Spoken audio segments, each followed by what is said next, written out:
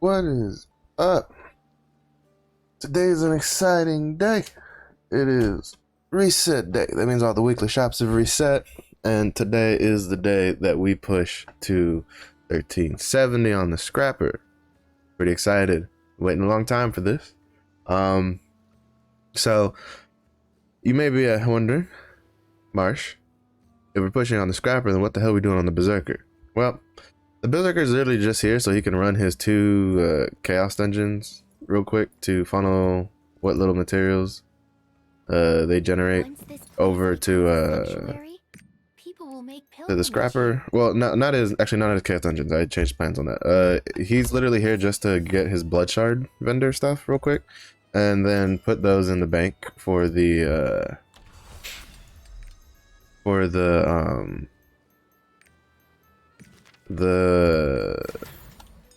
scrapper, so that she can use them. That's literally all he's here for. So I'm also just doing my stronghold stuff real quick just to get that out of the way. Another 8-hour one. But yeah, so he's just basically here. We're just gonna go real quick to get our we just did our stuff real quick. Now we're just gonna go. We're gonna go to the blood shard vendor here real quick, and just empty it out real quick. Since he's level 2 with the shop. Our guild upgraded the shop this last week, so you can get a decent amount of the stones and stuff. Leaf stones not so much, since well, even though I don't remember if the leaf stones are bound or not. But basically, we're just gonna empty the stuff and hope for the best. There's not much else we can do, right? Our main focus is this, so I'll buy the silver chest on the other character if she needs them. He's got plenty of blood shards for this. Yeah, see, the leaf stones are bound, so the only thing we can move over is what little materials he can grab. I'm hoping I don't have to use his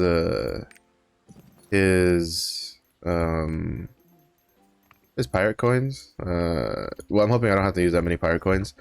I plan on, basically the main plan right now is get on the scrapper, have her well, since she's on Anguish Isle, she'll do Anguish Isle real quick, and then have her sweep through all the shops that she's got. She'll sweep through the pirate coin, the ship, she'll get her blood shard stuff, she'll get she'll clear out the 2 event stuff for tier 3, and then we'll just run over to the vendor, and hopefully we'll get 1370. I would do like her chaos dungeon and a Grexion, but in the case of her about to be 1370, that's not going to work out too well, because she 1370 is the next is when you get the next chaos dungeon and Yoho and stuff like that. So I don't want to. I'm trying to hopefully have those saved for her. She will do her dailies first though, because at least the ones that give her leap stones, because that's probably a block she's gonna run into. Predominantly on the weapon, because I'm gonna try to get the weapon out of the way first, and then we'll see what we can get after. Like, we'll see what we need after that, and then we'll just basically flex off of that stuff. I have 80 whatchamacallit, 80 of the Anguished Isle leap stones in my roster storage, so for tier 3. So if need be, I will grab those and use them, because the overarching goal is to get her to 1370 today, so that she can get so, you know, and then hopefully my buddies on this server that we're in a guild together can the last, you know, all 3 of us will be 1370, so we can start doing Oreha hard, so we can get our weapons at least, and then try to find a group for or set up a group for phase 1 Argos, so we can get some armor, because the end goal is to try to get to 1385, so we can get the the roster, not the roster, the stronghold a honing bow. So that is the end goal. I'm hoping to get that like this. I'm gonna try. It's probably not gonna be possible since I won't be able to get a full set of legendary stuff until the next reset, which will be a little bit unfortunate. But there's probably some exciting stuff coming next reset though. We'll talk about it here in a second when she goes to the when we go to the vendor. I'd heard about it on some streams I was watching earlier, but there's a cool little tidbit. There's been a little change on one of the vendors. That could mean some pretty big things for the 14th. Again, you know, this is purely speculation off of you know, off of the what could possibly happen. We have they have not confirmed anything. The only thing that has been confirmed is we're gonna get some information in the next couple days. So aside from that though, there's there's probably some big stuff coming. So next week will probably some good stuff to look forward to. I feel like next week might keep a lot of people pretty happy if what I'm expecting to happen will happen. We'll just do these Phaeton dailies real quick, and then we'll get then we'll go to the vendor and I'll show you what I'm talking about. Because it has pretty big connotations, in my opinion, for what we're going on. But right now, again, just doing real quick dailies, just trying to get the extra leap stones. And then I'll clear out all the shops, and then after I clear out the shops, we will go to we will then hone, and hopefully the honing will be blessed, because basically the game plan is to try, hopefully we can luck out on some good hones as quickly as possible, so that way we can save whatever material we get to push to 1385. That is the overarching goal right now. Is hope to be blessed. A nice little caveat is, as you may notice, I'm 1366. So what that means is I already have 2 pieces of gear at 1370. So really, we only all of these all the shop stuff will go into just, what is it, 4 pieces of gear, right? Because my gloves are plus 15 and my shoulders are plus 15, so all that's left is just the helmet, the chest, the pants, and then the weapon. And once we get those, we will be 1370. So the real question is how much is the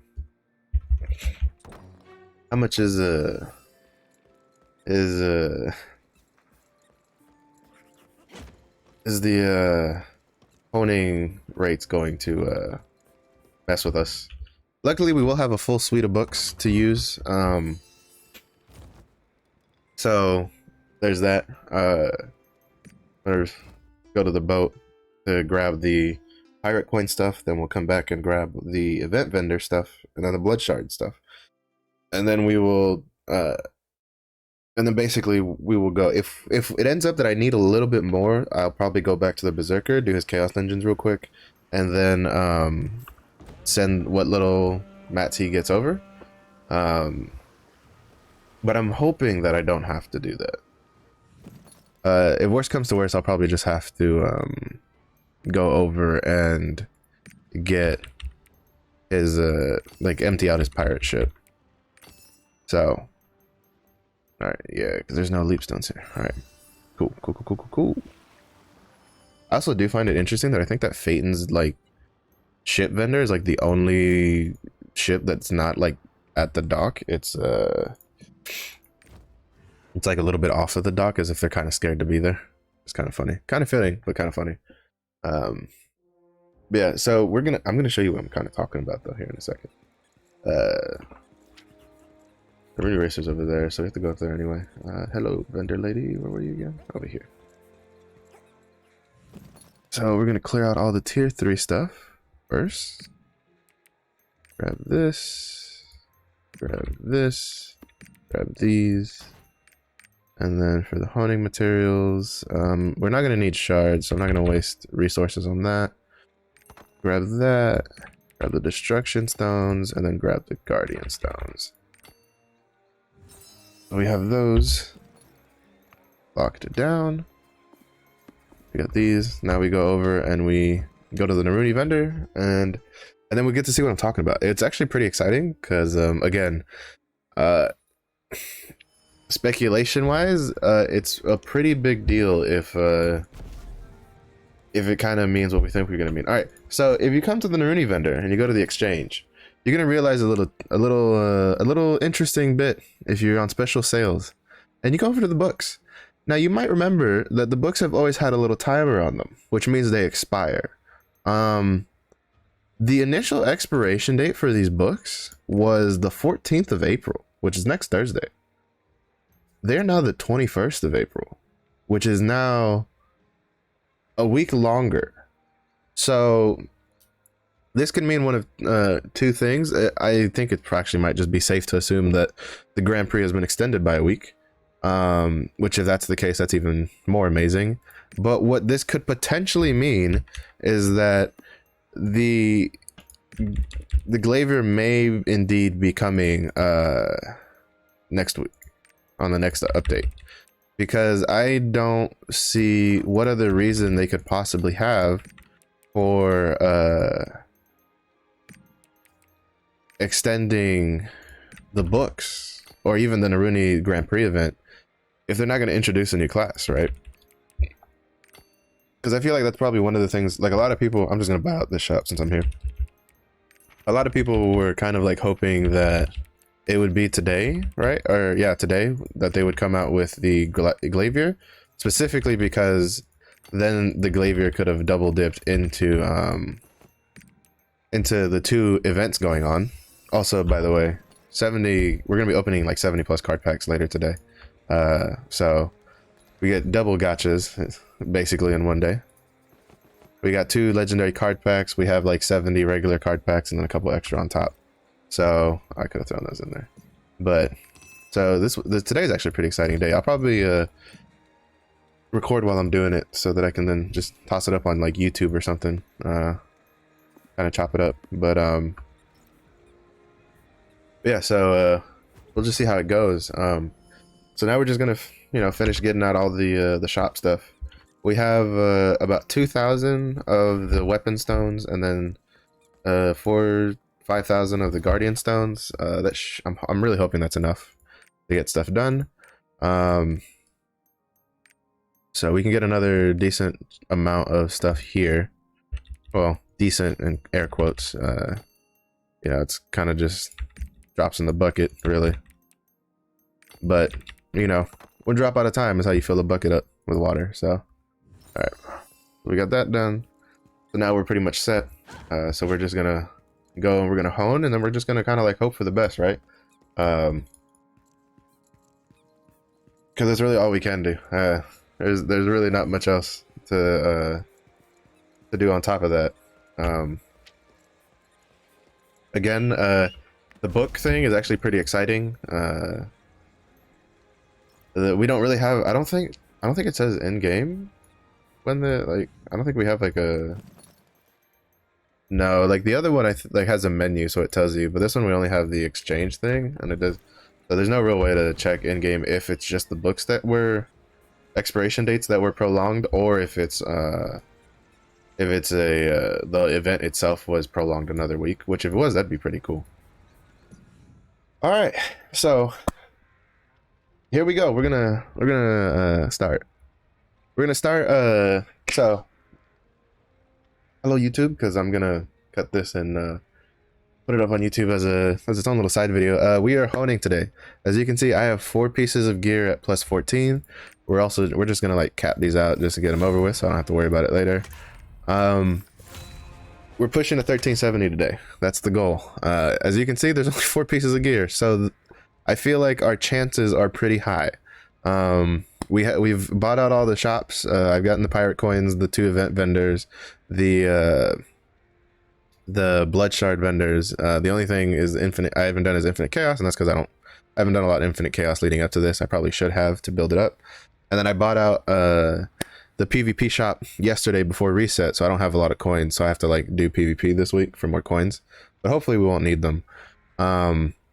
Right, for YouTube, because I kind of said it earlier in the stream, they extended the expiration dates on the books from the Grand Prix till the 21st of April. Now, I don't know if that means that the Grand Prix has been extended till the 21st, or simply the books won't expire till the 21st. I guess we'll probably get more information here in the next couple days, but more importantly, right now, it's honing time. So, here we go. Give me your energy. Hopefully we can, you know, knock this out sooner rather than later. We're gonna dump all of our books, and I'm gonna use my solar blessing stuff on these to try to like get the process going. I'm gonna use one now off the bat to see if we luck out, maybe, but I'm probably gonna start saving them until like into the 30% or something. I'll use all of my, like, I'll keep using the greens every time because I have so many. I was saving up specifically for this and then for higher in the future, but we'll see how it goes. All right, so first click, let's go. And fuck, of course it's a failure, right? Like, wouldn't be a honing stream without it. All right, so I did the first one just to see if we lucked out, so I'm just gonna like really quickly go through this because we have 4 pieces of gear that we have to go through. There we go. Woo, baby, we didn't even use all the books. That's probably not a great thing. I probably should have used the book there, but it is what it is. Well, I used the Naruni Racing book. That's what really matters. The other books don't expire till the 28th. All right, so now we're in like the home stretch, right? I should have enough of everything else to get everything else done. Cause man, this has been wild, right? Like I slowly worked on I had originally planned on saving up all my stuff for like today, but then I kind of just slowly worked on it because I was like, why the fuck not, right? All right, yeah, this one's definitely gonna go the distance, aren't you? All right, we're at 65%. I think the big thing that might stop us could potentially be the fusion materials, but I have 90 already pre-made in my are we really gonna pity this fucking thing? I already have like 90 more just waiting to be picked up. We're gonna pity this. That's all right, chat. You know, fuck it. The honing, sometimes it just doesn't go that way. You know, it just doesn't go the way you want it to go sometimes. I'll plan to use 4 on this one, like 4 of the books, because I want to have at least 4 books for each. Put those in there. I really hope I don't pity like more than one of these. That would make me cry so much. If I had to pity 2 whole pieces, like, please no. Okay, come on. Come on, work with me here. All right, so that's all we're using. I'll use some of these. Really? Oh, come on. You have to be shitting me right now. There's no fucking way we're gonna pity 2 fucking armors. Are you serious right now? Like, you know, I kind of was just like, all right, almost, not quite. I think that one was like 60%, but still kind of like hurt my heart. All right, we have to go back to the stronghold. To pick up the rest of the fusion materials. I have 90 there. I slotted like 60 more just in case, because I was like, I prepped for worst case scenario, right? So far we've gone through almost all of my like green blessings I had saved up. I had like 300 of those saved up, but like you use like 20 per. Also, this is the real gold sink over here. Also is the fusion materials. These are like 200 gold a pop, and like you have to craft a lot of those. Maybe with South Vern you won't have to craft as much. Actually, no, probably not even then, because I had to craft some before hitting 1340. You just don't get enough. But like you're gonna be crafting those for a long time. If I'm saying at 1370, you use a different kind, and I think that you unlock the research for. Anyway, we're down to the last piece of gear. Now, is this piece of gear going to be a bitch or not? That's what we're going to find out. That's what we're going to find out. If the honing lady would load. So we have 4 books. I'm gonna just dump all the rest of my green and blue stuff into this because I don't really purples. I'm a bit, I don't want to use those too much, but the greens and the blues are kind of whatever. You know what? We're gonna go all in on the first click. See if maybe we can like one tap this. One tap, maybe. Fuck you. Never mind. I need to calm down. I'm getting a little too into it. All right, but I'm pretty. Oh, actually, I don't know. We only have 8 more tries at this. And that's definitely not enough to get to pity. Alright. That's the last bit of the Solar Graces gone. I'll probably end up buying... Oh no, I'll probably just dip into my Anguished Isle chest stuff. There we go. Woo!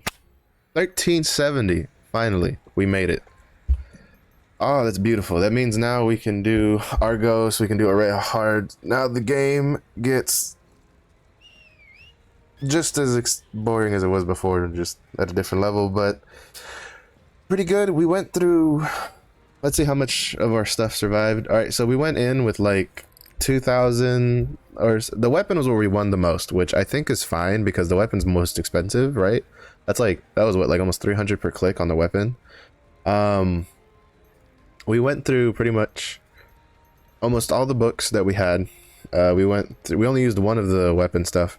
I used up basically almost all of my green and blue percentage items, but that was the whole reason I was hoarding them anyway, was to try to just get over that last hump.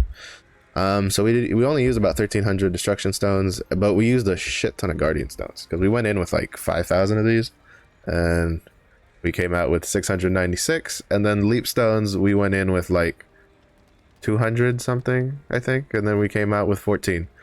So takes a lot, but that's a wrap for this video. I'll see you. I'll be doing a card pack opening here soon, so look forward to that. So those videos will probably be up at the same time though. So see you in a bit, YouTube. All right, so we got that done.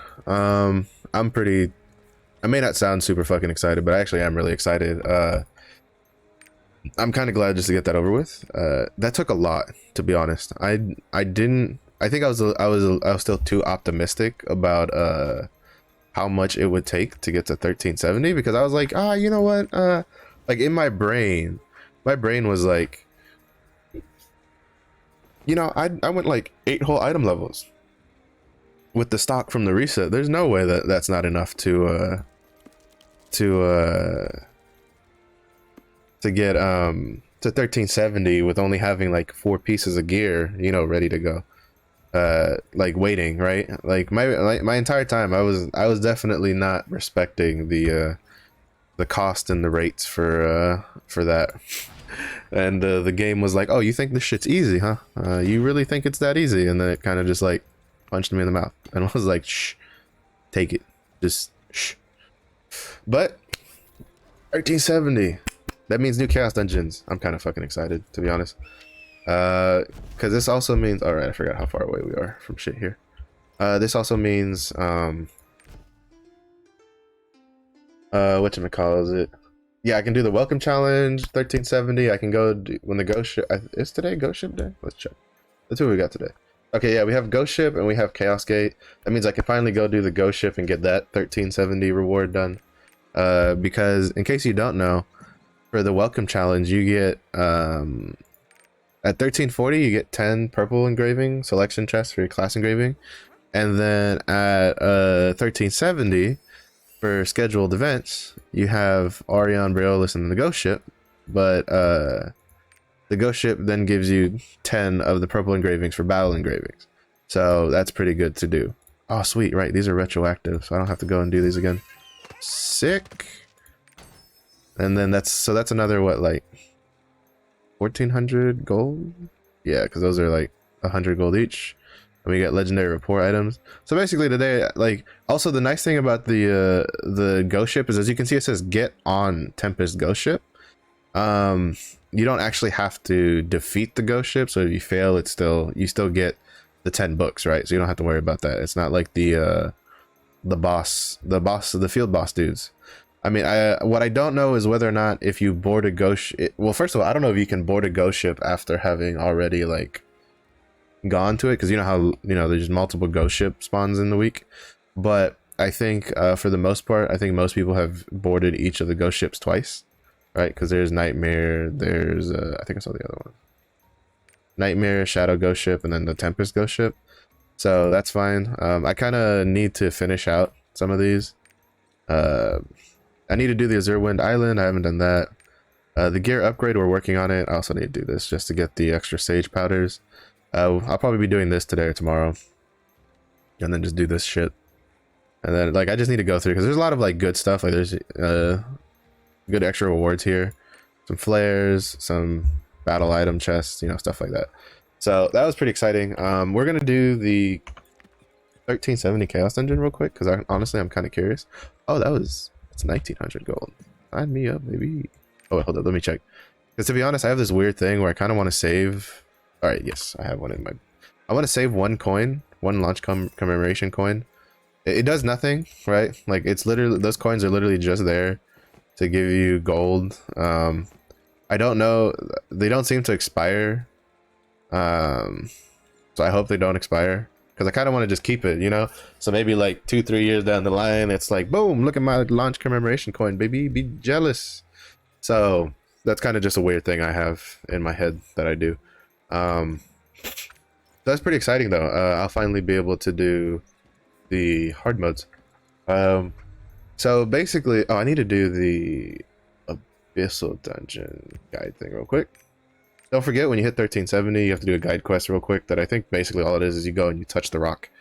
Yeah, I'm pretty excited for this. And then, because like honestly, the biggest reason I'm excited for this is because right now I'm using double purple engravings for to have level 3 shock training. So I'm hoping that with at least the 2 runs today, or well, not today, like the 2 runs from that, and then the phase 1 from Argos, I'll be able to at least get 2 plus 3 shock training engravings that are accessories that are usable.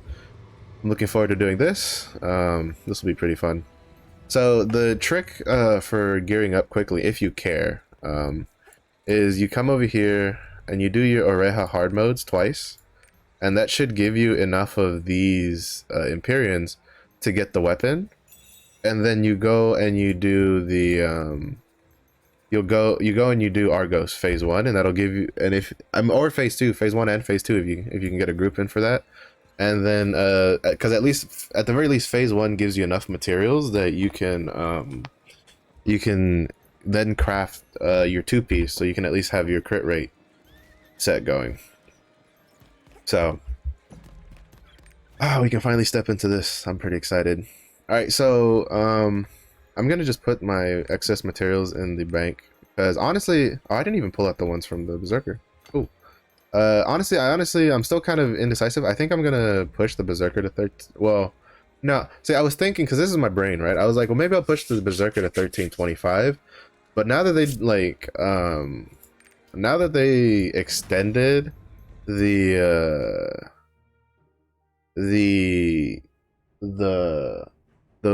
expiration on the books for Naruni Racing, makes me think that we're probably getting Glaiver next week, and I'm much more interested in getting her to like 1325 than I am on the Berserker, because I don't play Mayhem Berserker, I play Berserker's Technique Berserker, and that is a bit of a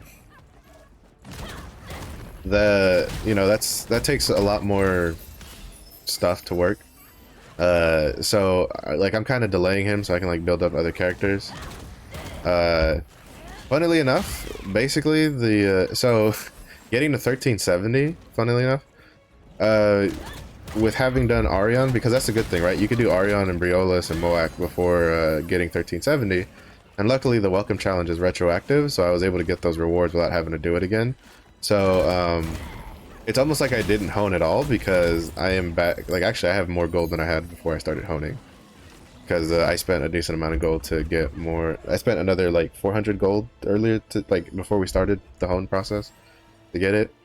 But anyway, we're still due for one more exciting gotchaness, which is RNG Fest, which is the card pack stream. I plan on opening 70 plus card packs, 2 legendary card packs, and then you know, there's like 2 legendary card packs. I think I have 3 of the whatchamacalls them. 3 of the uncommon card packs. I think there's 1 rare card pack, 2 legendary card packs, and then I have like 70 plus of the other like assorted card packs. Some of them are the alls, some are the uncommon, and I think I have a couple of the rare ones. So we're gonna be opening after I do my 2 chaos, my 2 1370 chaos dungeon runs on the scrapper. We'll get we'll go do the card pack opening on the stream. Also, I should change my title now that we're 1370.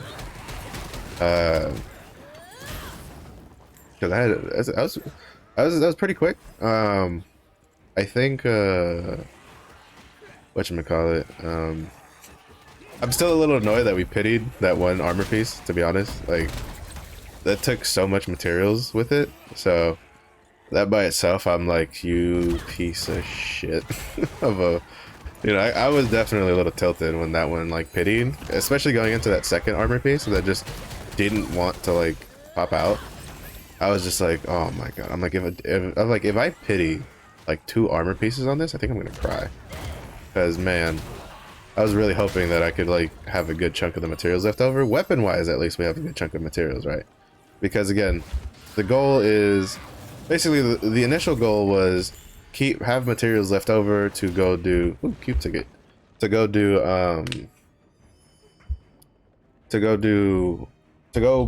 put some into the berserker.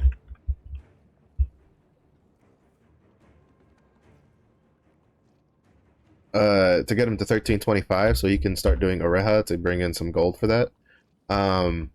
But with the added little distinction of the sorry, I'm just trying to do like 20 different things at once because I also just realized I didn't pick up my weekly.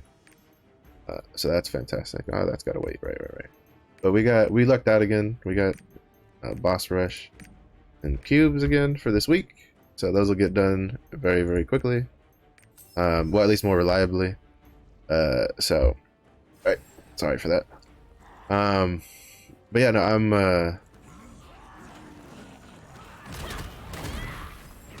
honestly, I completely just derailed myself. I don't remember what we were talking about. We were talking about hones, right? Yeah, I was bitching and moaning about having a, right, so like, you know, we used a lot of material. All right, so, right, I remember now. All right, so my initial plan had been, I was hoping that we would get pretty lucky with the honing, which we did on the weapon, which honestly, I'll take that as a win, because that's the, you know, 1 tap on the weapon is like 3 taps on an armor piece or something, so the less taps we had to do there, the better in the long run. And that's not including how much like leap stones and shit it takes per tap on the weapon compared to the armor. So, but the big thing for me was I was hoping to have a good chunk of materials left over so that I could push the Berserker to 1325, because that's pretty much guaranteed off the top of my head from what I can remember. I think only maybe the last like level or so is when you start dealing with the 60%. But with the books being extended, I'm not going to use the materials on him because I want to get the Glaivier up to 1325. I'd like to get the Glaivier set up. Oh shit, I got the legendary. Some legendary ones. Cool. Maybe those will be worth for something if they have Taijutsu stuff on it. So basically now, this week is probably I don't think I don't know if I'll even push the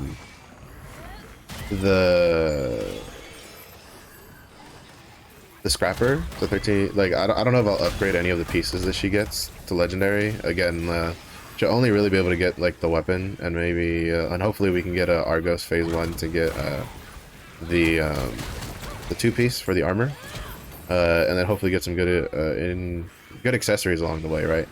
Because with the accessories it'll free up some slots that I could then use for other engravings on my equipped ones, because I do have a slight bit of OCD in the fact that I have you know, more levels than I need for my level 3 for the class engraving. So we're just gonna hope for the best there. What's the breaks on these? 15 also? Yeah, 15 all the way through. So, but yeah, so the goal is I think I'm gonna like just I'm probably not gonna upgrade even the legendary stuff I have. I think I might just get my legendary stuff, and then I might just hoard materials, and then see what happens on the 14th. Because if we get the Glaiver, I'm gonna try to push her as hard as I can up to the up to tier 3. I have basically my 2 tier 2 ults have been saving up materials for like a week and a half now. This will be like the second week that they've been doing it. That's part of my early prep for Glaiver and Destroyer. So I'm hoping that alongside whatever little event they put out alongside with Glaiver, we get it'll be really easy, maybe a day or two to get Glaiver to at least 1100, so she can do tier 3, and then I'll basically just save up materials for my well, I'll save unbound materials, right? Like I'll use like I'll probably end up emptying out my Berserker shop just to put it in the in my roster storage so I can hold on to it.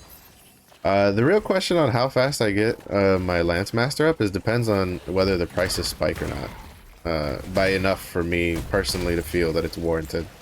I'm not exactly hurting for gold at the moment. I have 50,000 gold, which is enough to at least get that I could comfortably get a legendary engraving book for something, like maybe my class engraving.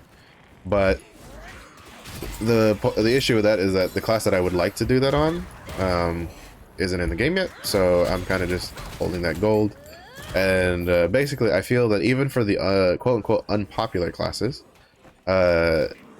their class engraving books are probably going to be worth a pretty penny for legendary when they first come out, because since they'll be so new and they'll only have been in the loot pool for a limited amount of time. The first books up there are going to be pretty expensive for a while, especially because anybody who gets those who plays that class will probably just keep theirs instead of like selling it. Unless you're me, because I sold my own early on. I got I got a couple purple books for shock training and a couple purple books for taijutsu, and I debated on like selling them or not, and then I looked and they were both worth like a couple hundred gold each, and I was like, yeah, we're selling all this shit, because and to be honest, in the end it didn't even really matter, because well, I mean, in the end it was a good move, because at the time I sold it, it was worth a couple hundred gold for one book. When I bought my books, I spent like 3,200 gold to get the class engravings for both taijutsu and shock trading purple books.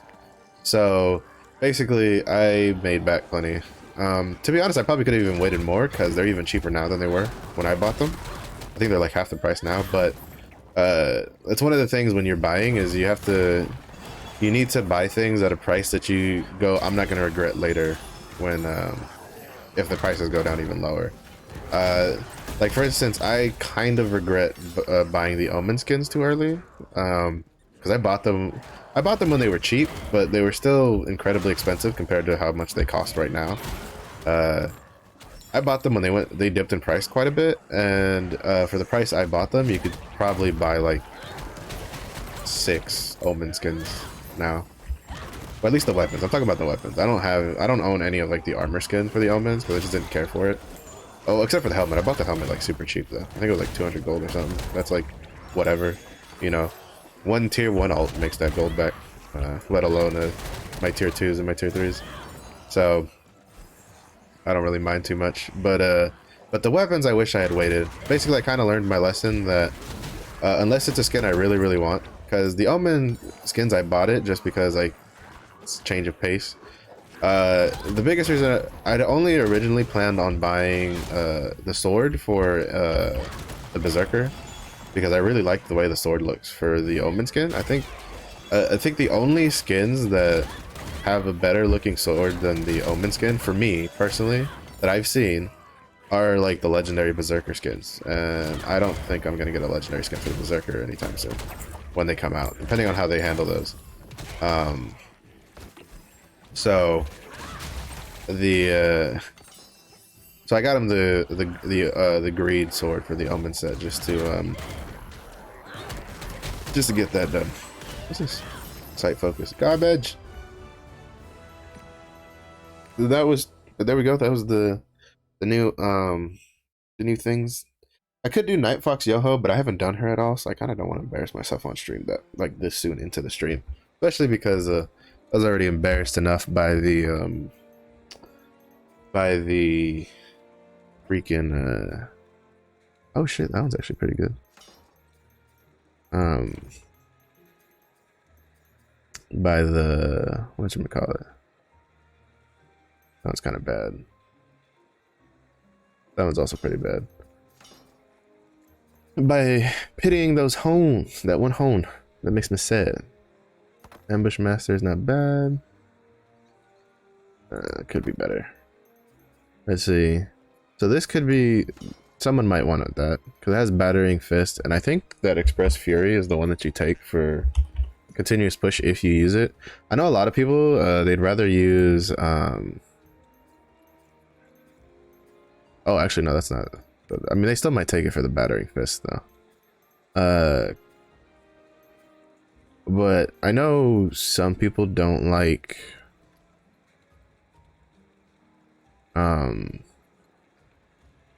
it's kind of whatever. Level 1s really aren't worth selling. I don't think these it'll sell. I could check, but highly doubt it'll sell.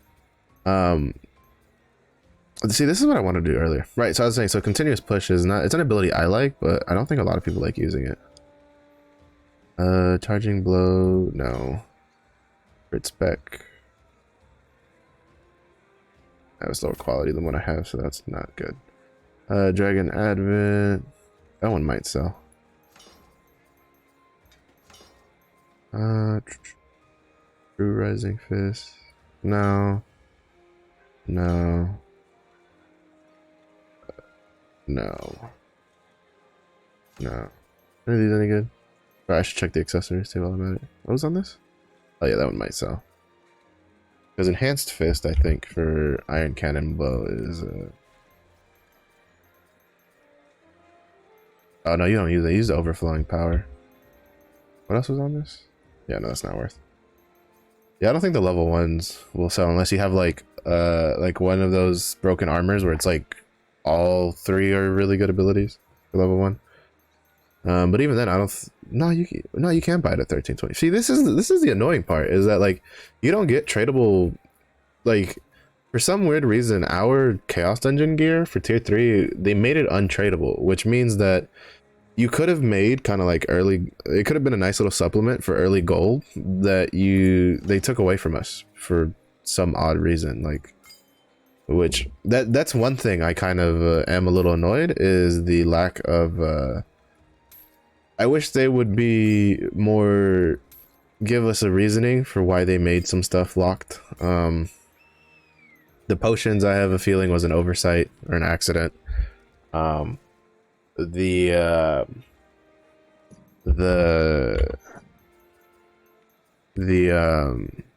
weak point detection, that could be useful for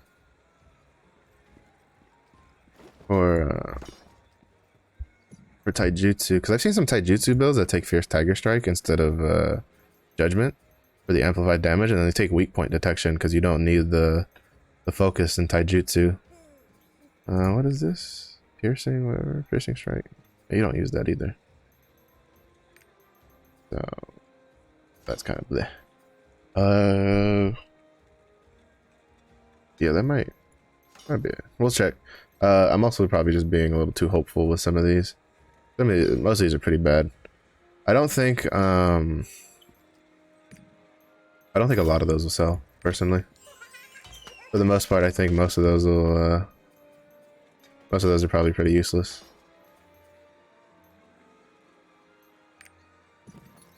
Drops in the bucket though. 144 destruction cells. What the hell am I gonna do with that? Can't even take that to the bank. Bank would just tell me to go back. You don't got enough. All right, what do we have here? Okay, ready attack. Oh, I've been trying to, that ready attack. I've been trying to get that +2 on that for a while now, but we'll see what we can get. I don't think any of these will go, because like Battering Fist, oh, you don't use Righteous Pillage, do you? No, he used Capture the Opportunity. Capture Opportunity with single hit, or no, use Capture the Opportunity with like Red Explosion with Berserk. So this is definitely not gonna sell. Well, this will probably sell, but this one, where was it? That one won't, because you don't use that. This one might, because I think some people like using Excellent Mobility. That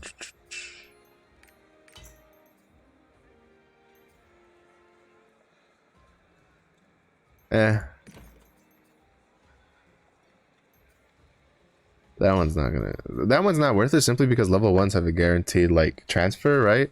So nobody's gonna want to use that. So I'll probably just try selling these two, see if they go for anything. Yeah, I had a feeling that nobody had those up. Category. What am I trying to? Dest. We're looking. Is that the weapon or is that the glove? That's the weapon. No. Why? Rapper. Epic. Tier 3. Alright, let's see. Ooh, what's on this? 50 gold. I'll see if this one goes. If this one doesn't go, then I might buy that. Well, actually, no, because that costs payons. Never mind. Fuck that noise. I'd rather buy the. Actually, now that can I buy the legendary ones since I'm 1370? I can. All right. Do any of these have multiples? Because the big thing you do when you get to like when you can buy like legendaries is you try to look for one that has like multiple skills on it that you want, and then you see if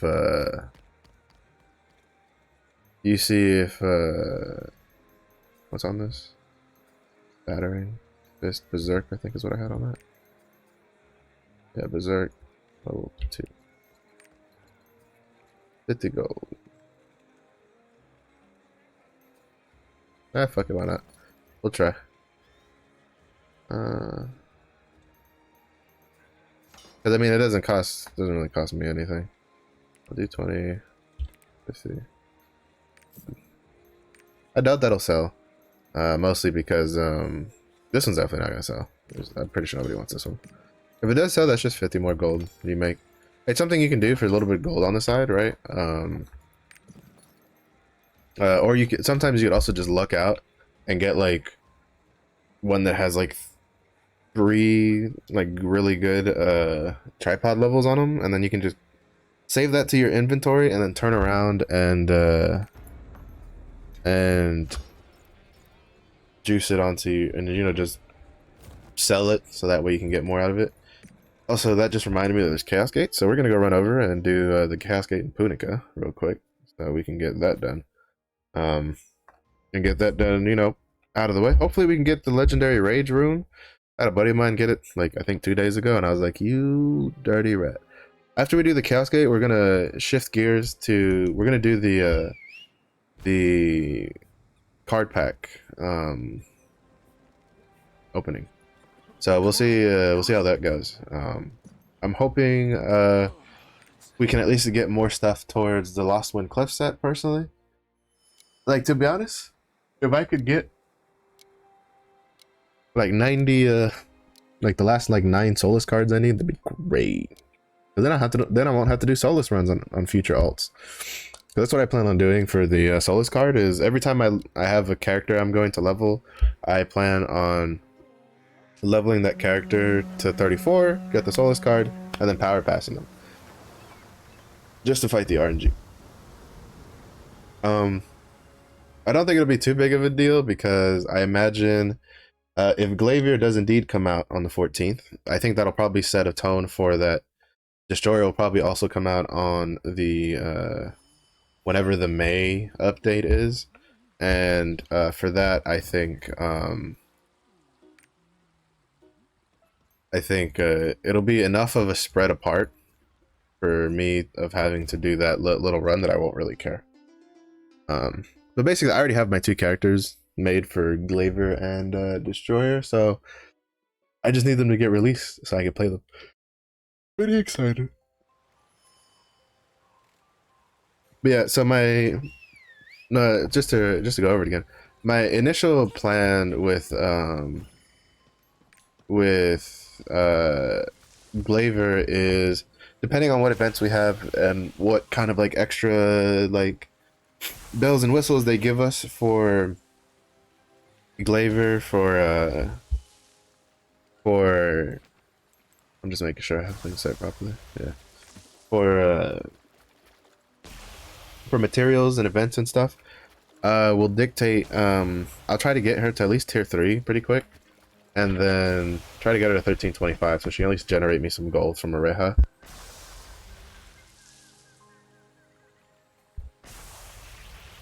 But I don't plan on pushing her to 1340 until I get the scrapper to 1385. So the main goals for March right now is to get the scrapper to 1385, and then get get at least 1325 on the Glaiver, and then potentially, depending on how much I feel, well, I mean, and then probably also get 1325 on the Berserker, just to have two 1325 ults, so that way I can get some gold from that first phase, especially because I'm the only one who has a tier 3 ult that's not 1325. But again, with the potential of a new class coming out next week, I'm in no rush to push the Berserker higher than he is at the moment. He's close. He's literally three armor levels away from, like, 3 whole, armor upgrades away to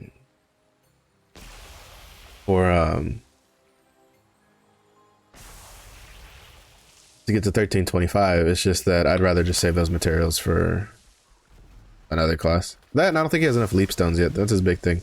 He's been kind of doing like the extra, he's been doing the extra Punica stuff that I don't usually do. I think now, since I got the Omnium Star from the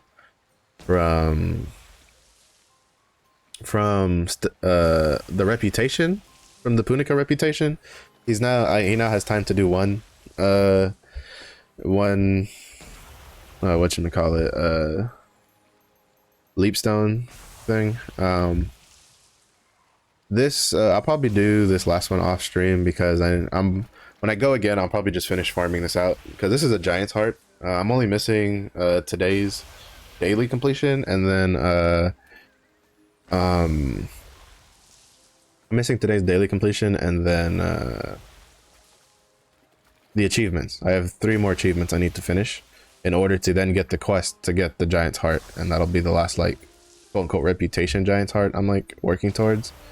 So basically the reputation's in progress. Tuki is going to be done today, so that's going to be another Giant's Heart. That's going to be fantastic. I'll get another merchant today, because I'll finish this on the striker, so we'll get Giant's Heart, and probably today I'll probably end up getting 2 Giant's Heart and then another merchant. Let me see.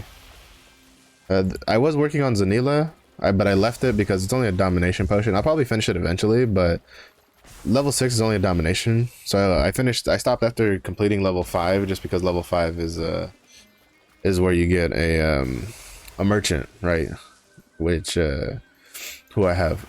This is the one that my Berserker is working on right now, is the Guard Wanted. He has 2 more days on it, but to get to the last level, the last level gives a stat increase potion and a masterpiece, so for me it's worth enough for him to use a slot on it, so he'll be doing that for a while. And then I did have him doing Lopang to kind of like boost up my silver, because I'd done a lot of honing across multiple different characters leading up to it, but I have plenty of silver, so I think he's gonna probably just go back to doing 2 Leapstone daily quests alongside that Punica one, so that way he can at least get some Leapstone saved up for when I do decide to push him, because I do want to push my Berserker. I have a feeling that once I get him more built and with like higher levels of spec and stuff like that, I'm probably gonna have a blast, because I do like the Berserker's technique of, going back and forth between slow and not slow and stuff like that. It's just that he's kind of low. He's low on my priority, like very low. Like to be honest, I don't even know if I'll get into 1325 before I even get the Deadeye into tier 3, and I don't plan on getting the Deadeye into tier 3 until after the Destroyer, and the Destroyer is in May. So, you know, that Berserker, I don't know when the hell he's going to make it to 1325. He'll make it eventually, but I don't know when. Another really interesting thing to remember is on the 15th, in Korea on the 15th, which for us it'll be part of the 14th, is the first day of the class patch test realm in Korea if they don't delay it or do something weird with it. So I think I don't know when it'll go live. I imagine it might go live like around the same time as like their patch finishes or something. So that would be probably in the evening. So, but basically, if you watch anybody who plays on Korea, so be it Stoops, ATK, ND, Saint Tone, Obenji, Zeals, Handgunner, Mindolphin, any of those, Kanema, any of those guys, you probably want to like, if you've kind of fallen off watching their streams recently, you might want to like tune in for like maybe the 15th, 16th, 17th, because those guys are probably going to be pumping on the test realm in Korea to test all the different classes changes and whatever. I imagine so I know personally Saint Tone has already specified that he's definitely going to try the changes for he's going to check out the changes for Sorceress, Berserker, and then Deadeye. He's also interested in seeing whatever changes they do for Scrapper. Oh, Benji is definitely going to be checking out the changes for Soul Fist and Destroyer, because those are the two classes he likes to main, or he's mained, and he's and stuff like that. ATK and ND, I think they kind of just play everything. I know ND plays a lot of Gunlancer, so he's probably going to be checking out the Gunlancer stuff. Zeals will probably be checking out the Deathblade and Gunslinger stuff, because those are his mains. Cannonball will probably be checking out the Scouter stuff, because that's kind of what he mains, and probably like he's probably gonna check out all the gunner stuff, like probably Hawkeye, Artillerist, Scouter. Handgunner is obviously gonna check out Deadeye, because Deadeye Pistolier probably specifically, because you know that's kind of his thing, is he mains Deadeye Pistolier. Oh, is this? Oh, he went crit damage, huh? Interesting. Cool. The armor looks, I like the armor for the striker better than the armor for the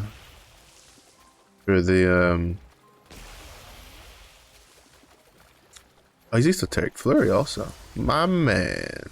But he went level 3. That's kind of off meta a bit. Probably still deals more damage than I do. That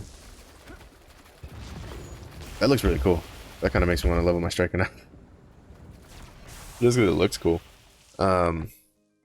But yeah, so and I mean, I imagine all of the streamers who play on Korea will be checking out all the different class changes, but I think the classes I mentioned them specifically are the classes they tend to main. Stoops is I don't know what the hell Stoops is gonna do, because I know he was talking about like he's waiting to see what the changes are, because he wants to play more Korea stuff, but he's kind of like indecisive on what he wants to main there.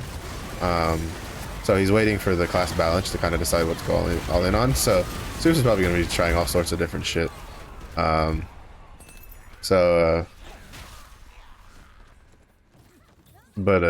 still, you know, if he's who you like to watch, then definitely for sure watch him, because he's definitely gonna probably do a lot of stuff on the test realm when it comes out.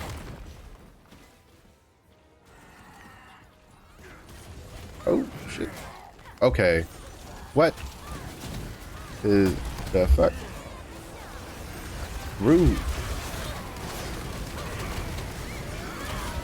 Yeah. Or not. But yeah, so next week, like all around, is gonna be relatively, I'd say it's gonna be relatively exciting. Now, something of note is, remember, in Korea for the class balance patch, numbers are not final, right? Any overhauls are probably final, because there's rumors that Summoner, Arcana, Destroyer are due for some pretty meaty reworks. And Scrapper. Apparently, a lot of people think that, or have felt that Scrapper is probably going to be, Scrapper and Sulfus are probably going to be the two classes that are probably going to be two of the classes that also get pretty good reworks, at least their identity gauge. Personally, that scares me a little bit because I really like the way Scrapper plays right now. I personally don't think there's anything too bad with it, but then again, I've also only been playing Scrapper for like 2 months. I imagine for like the Korean veterans who main Scrapper, they're probably a little bored of how it plays because it's very, very simple. And I mean, I don't personally think there's anything wrong with that. I always feel that one of the worst things you can do on an MMO is make everything super complicated. You kind of need simple classes. You know, not all players can play something like Burst Blade or Igniter Sork or stuff like that. Like, you kind of need a simple, easy class. It's not bad, and it's pretty fun to play.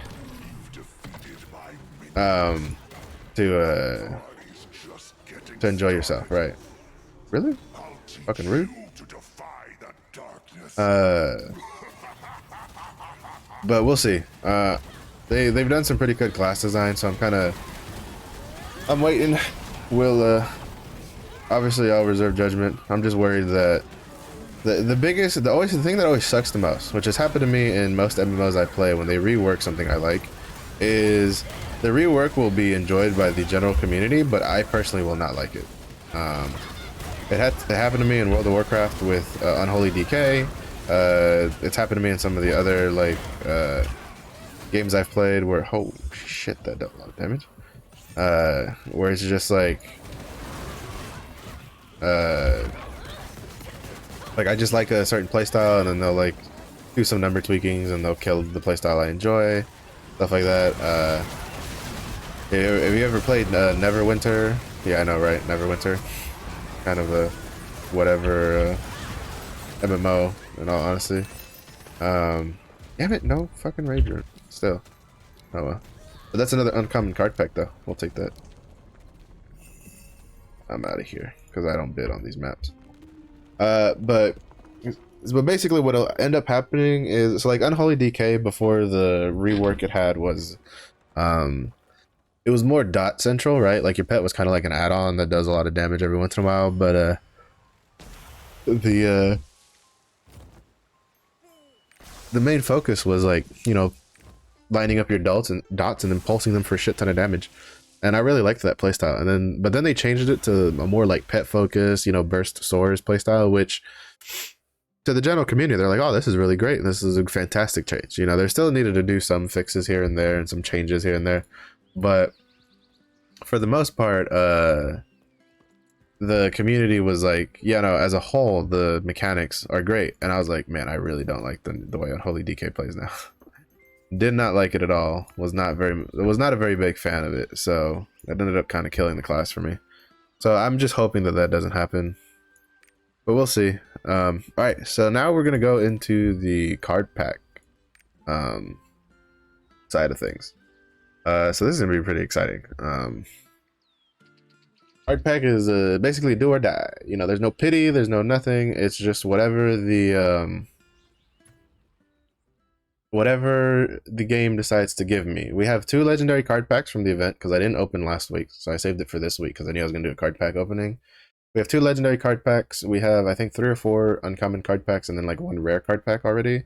And then we have an assortment of different card packs for the random ones that you can get. I'll probably say it here again in a second because I'll be recording this for YouTube, because this will be like the second video I kind of like chop out for stuff for YouTube.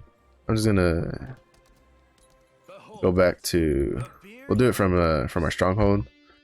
That way I don't have a lot of random noises going off around me. I don't think my Deadeye put it. Oh no, it's his Bloodstone stuff. All right. I was about to be like, I don't think I saw the 2 on the mail. I was like, my Deadeye didn't have anything for sale, and I just banned like a gold seller the other day. Please don't tell me he already got a second one. But I forgot. It's reset. So with reset, you know what that means. It means weekly blood shard distribution. You're back. Hey, yeah, shut up. I wonder if I can turn that off. All right, cool. Also, before I forget, let me just do all my login stuff for this. Nice. Good to go. All right, so we're gonna grab all the card packs out. I'm going to kind of just empty out his stuff real quick, just so he has space, right? Because those cards are gonna take. Because I have like again, we have like we have 71 card packs to open, plus 2 legendaries, plus a rare pack, and then 4 uncommon packs. I'm just gonna like move this out of the way so he can set it all up later. Also, don't judge me. I have a weird way of organizing my inventory. I like having things like broken up into different sections to dictate what I want and don't want. So I can instantly just glance at it and be like, yeah, that's what I want. That's what I'm looking for. That kind of stuff. Don't judge me. That's how I do things. All right. I don't judge you for how you organize or not organize your inventory. Some of you that are judging me have a mess of an inventory, in my opinion. So I don't want to hear it. But here we go. All right.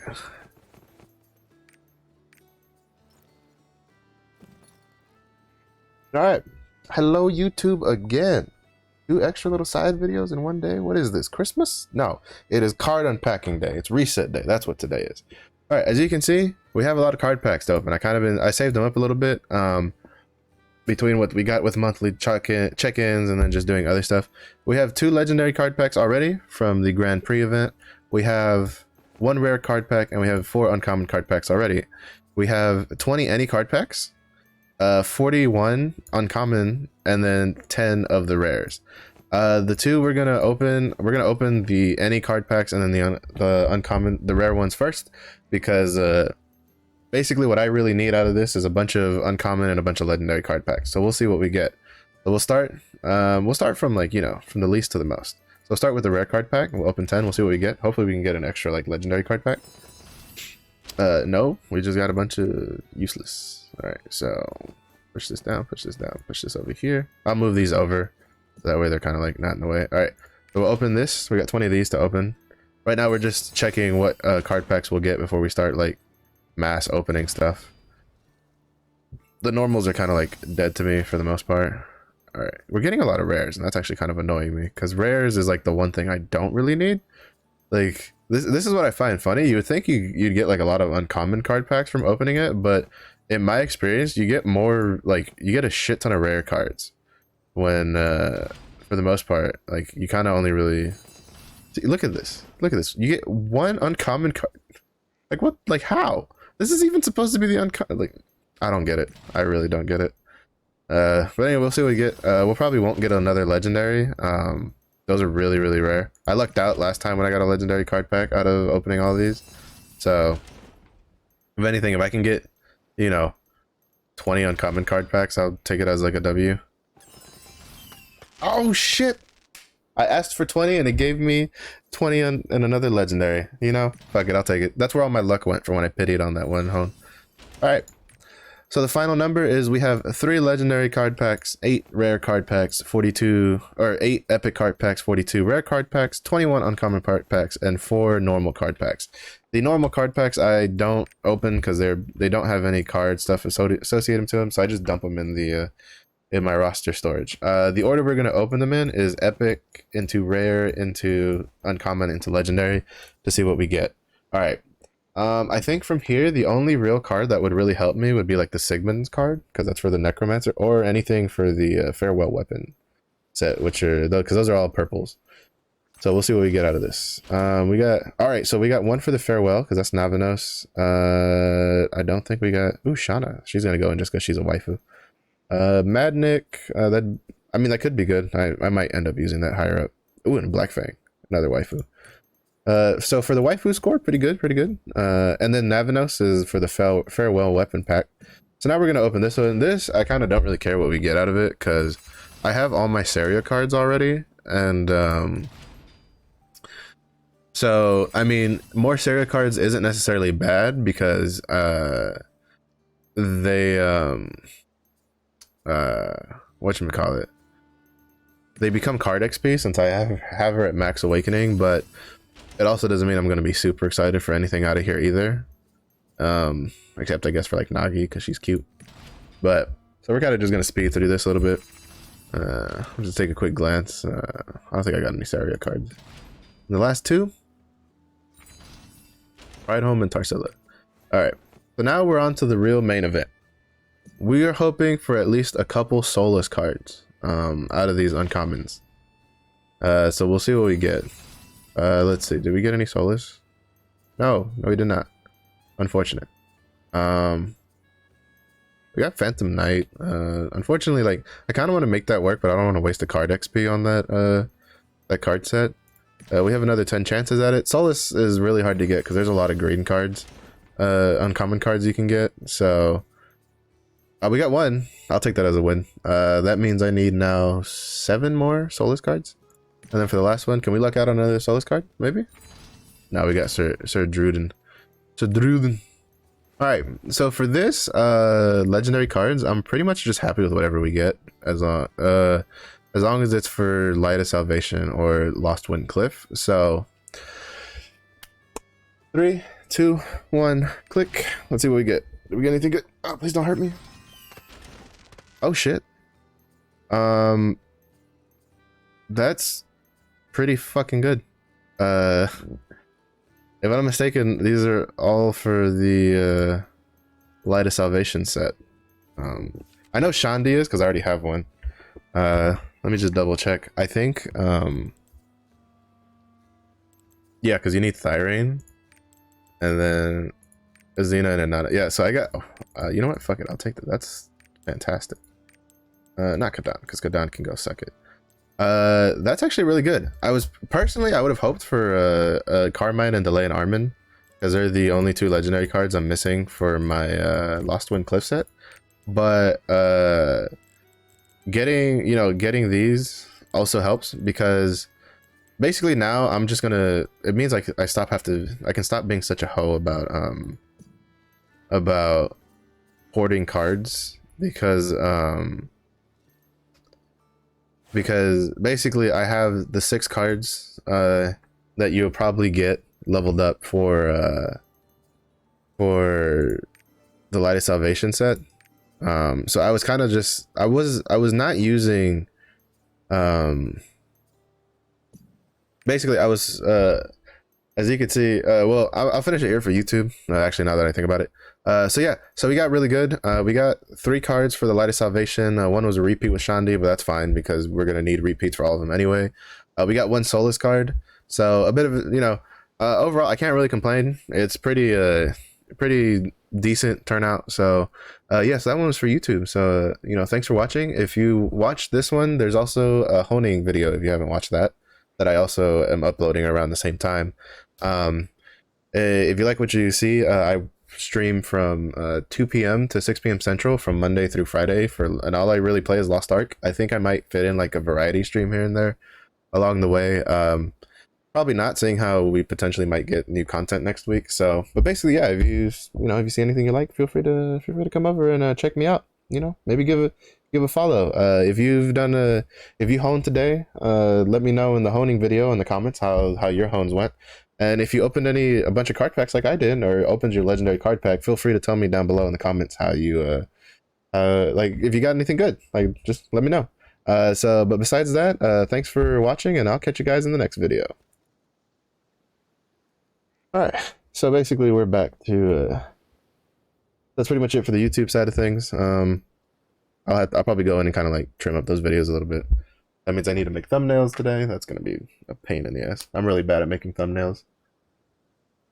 But that is a after stream endeavor. Right now we're just going to organize through this real quick. So we opened 70 cards. So we've opened all of our card packs. We lucked out 3 for the Light of Salvation, and then 1 Soulless card at least, which is a win in my book. That's 1 less Soulless card I have to worry about in the future. I'm looking forward. The Lost Wind Cliff set at least is a lot easier to complete when we get the challenge abyssals, because those come with a card pack that you can select what it'll let you select what card deck you want to try to pull cards from. So basically, for instance, as you can see at the bottom here under of Kragoros, it says card pack Harmonious C card pack. Basically what that means is when we get Challenge Abyssals, you'll have a choice. You can choose a card pack that that will then RNG specifically from that card pack the cards that you can get out of it. So for Solus, it becomes a lot easier because basically you can just choose the card pack that that he comes out of, and then it really reduces the basically it reduces the chance of you not getting Solus card. So it's pretty nice. I'll put it Rasimo. Rudrick, Admos, Bergstrom. Oh, we got the Vanquisher. Nice. Even though we had that one already. High Priest. Also, the way I decide between which ones I use and which ones I don't use is if they have the little number next to it, the little cards. If it's a duplicate, or if it's something that I like Black Fang, I just add it to my card pack because it stays in the same slot. It doesn't take up extra space. But if not, that's how I decide which ones I keep and which ones I don't. Also, I'm just gonna throw these in here willy-nilly.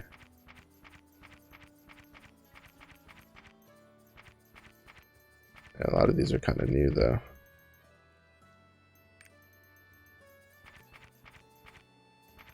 Yep. So now, since I got at least the 6, I got the 6 Light of Salvation cards that I'll probably be working on or hoping for. I'm gonna grab anything that's like 4 or more and then just add it to my card pack. Because basically I've just accepted that I just need to spend the blue crystals and expand my card pack, because there's no escaping it, and blue crystals are pretty cheap right now, so it's honestly pretty good for me to just do this.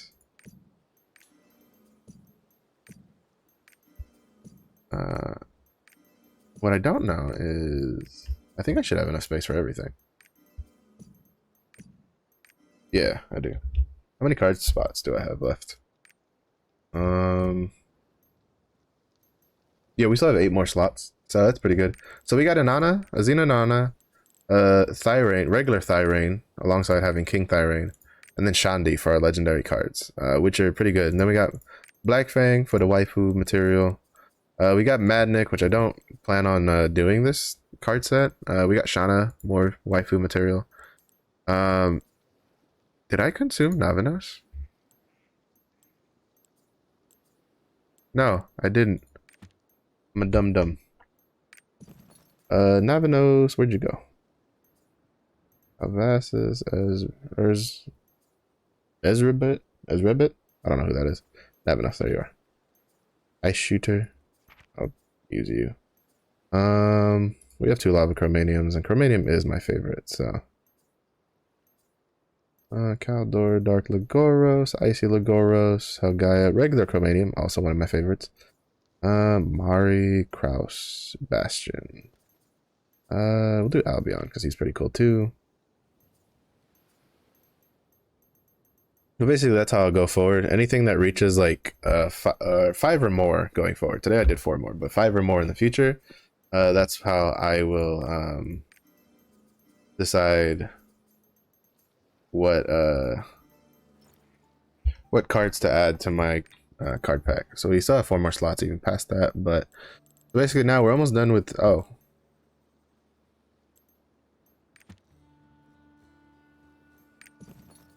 where is it? There you are. Because the point is the reason I decided to complete that is because when you come over to books, for completing this, I now get +6 strength, dexterity, intelligence. And then as you awaken it, you get more like little stat boost, and all of them have this, right? So if I get Jahara and Liru, which I might have, I could then get another +5 vitality. If I get a Hario, who I might have, I can get crit +1, and I think I might do that just for the slight little crit. If I get Argos, which I don't have yet, but I have Saint Kakul Sadon, who's basically worthless.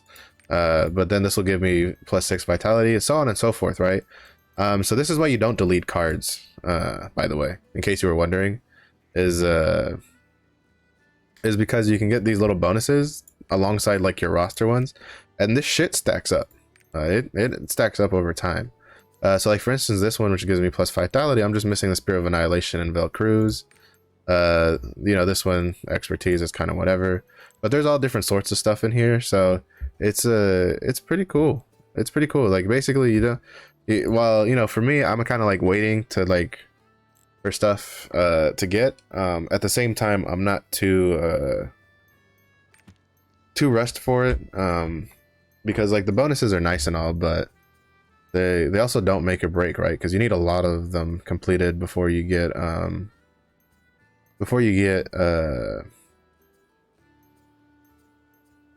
enough of those stats for it to matter. But you know, some stats are better than no stats.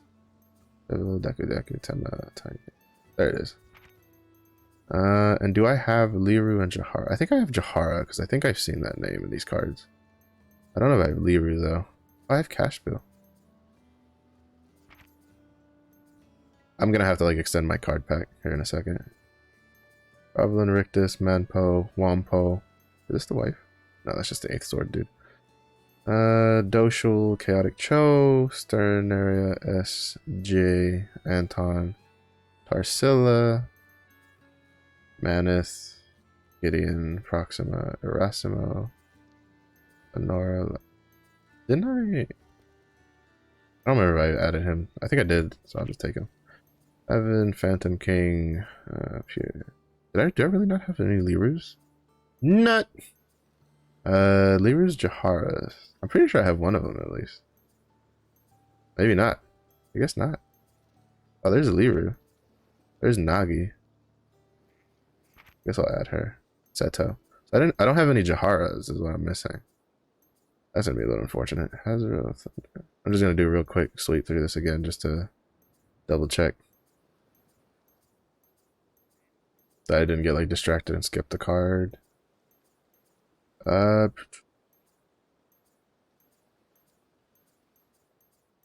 Lenora. Yeah, no, I don't have a Jahara, but when I get a Jahara, that'll complete that set in the future, which will then give me some more vitality, I think is what it was. But basically, that's why you don't use that. Also, the selector cards, you know, some of you might be going, well, if you're aiming, well, Marsh, if you're aiming specifically for Carmine and Delay and Armin, why don't you just use the selector packs? Why? Because it's a waste. You want to know why it's a waste? Let me tell you why it's a waste, all right? You have 2 guaranteed ways to get... Actually, let me use these cards real quick. Arya to get my +1 crit, because I need it. Tarsilla, Terasimo, Liru, Nagi, Dest. Okay. So, the reason I say it's a waste is because these 2 cards, where is it? These 2 cards have a guaranteed way of being obtained. Let me say it again for the people in the back. These 2 cards have a guaranteed way of being obtained. You can get a Carmine card from your achievements after completing 100 Chaos Gates. And you can get Delay and Armin from the Ignia token collectibles. So now, riddle me this. Why would you waste your legendary selector card packs on these? You shouldn't.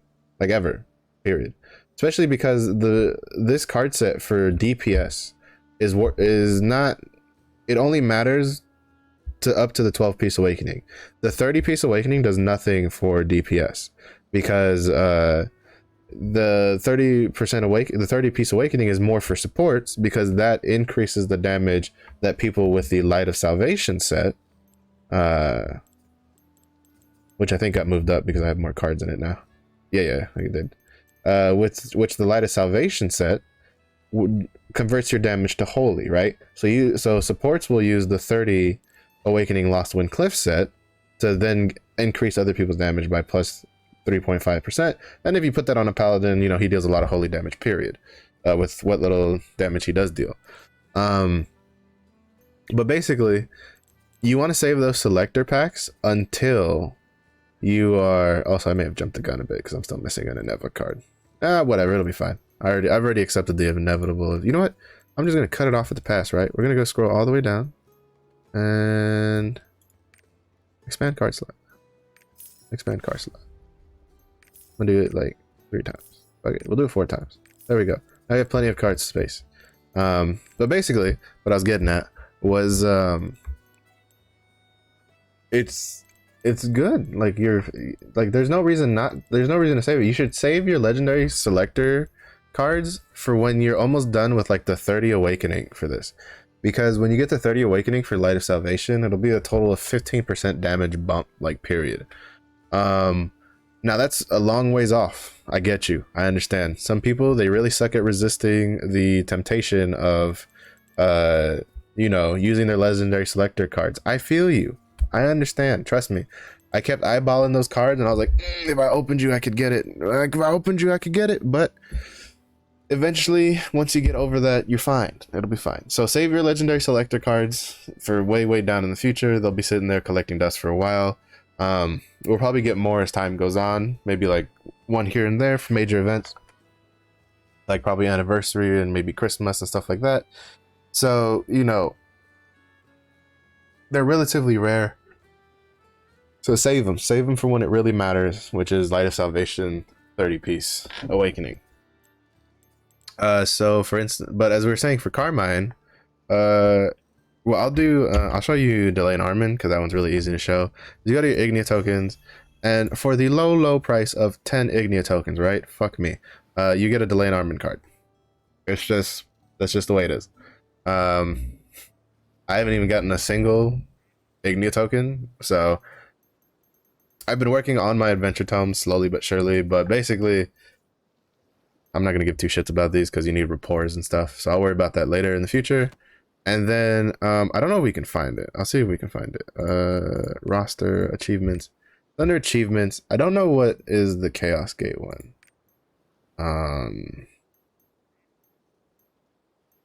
Because basically it's whatever achievement is 100 Chaos Gates. Here we go. Maybe it's under the Chaos Gate one. Clear a gate in a group of 10. That's not the one. What do you get for this? Plaguebringer? Nobody cares about you. Here we go. Clear 100 Chaos Gates. Carmine. Right here. I've done them every time they popped up, and I'm at 31. For what I understand, you can if you've already cleared it for the day, you can go in for you can keep going in to Chaos Gates, and it still counts towards this achievement. I don't really think it's worth unless Carmine's literally the last thing you need for your Lost Wind Cliff set to use it. So I'm just gonna let this passively go. You can also get Delay and Armin and Carmine from doing the Abyssal dungeons, right? So basically, and long story short, it's not really worth doing using those legendary selector packs. You have ways to get that stuff without really worrying about it.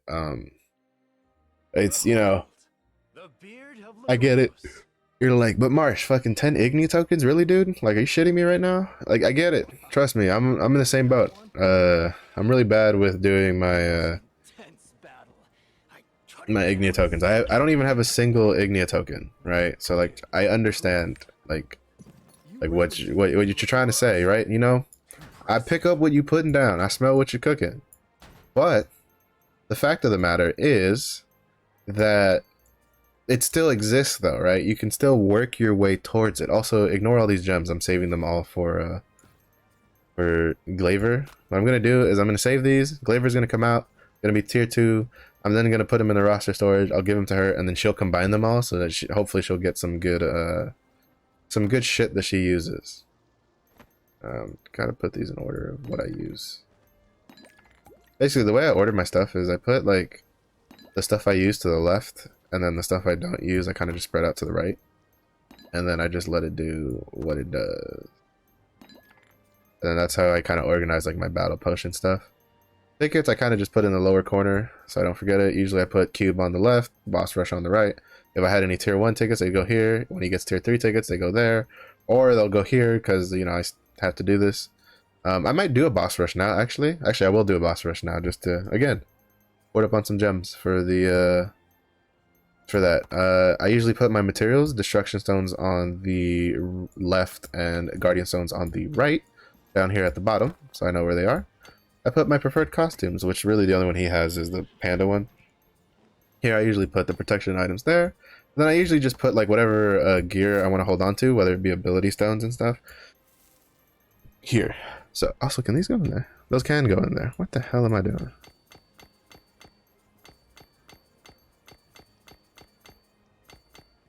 Don't forget, this tab right here with the double swords is gear and skin. Gear is everything that's equipable. So gems, armor, accessories, ability stones, skins, you know. So that way you don't have to use up space for your consumables in here, right? You can leave these for your consumables, and then this is, you can put all your equip stuff in. So that's just a neat little thing to remember for when you feel like it. All right, put these in there. All right. So that's it for the card packs. And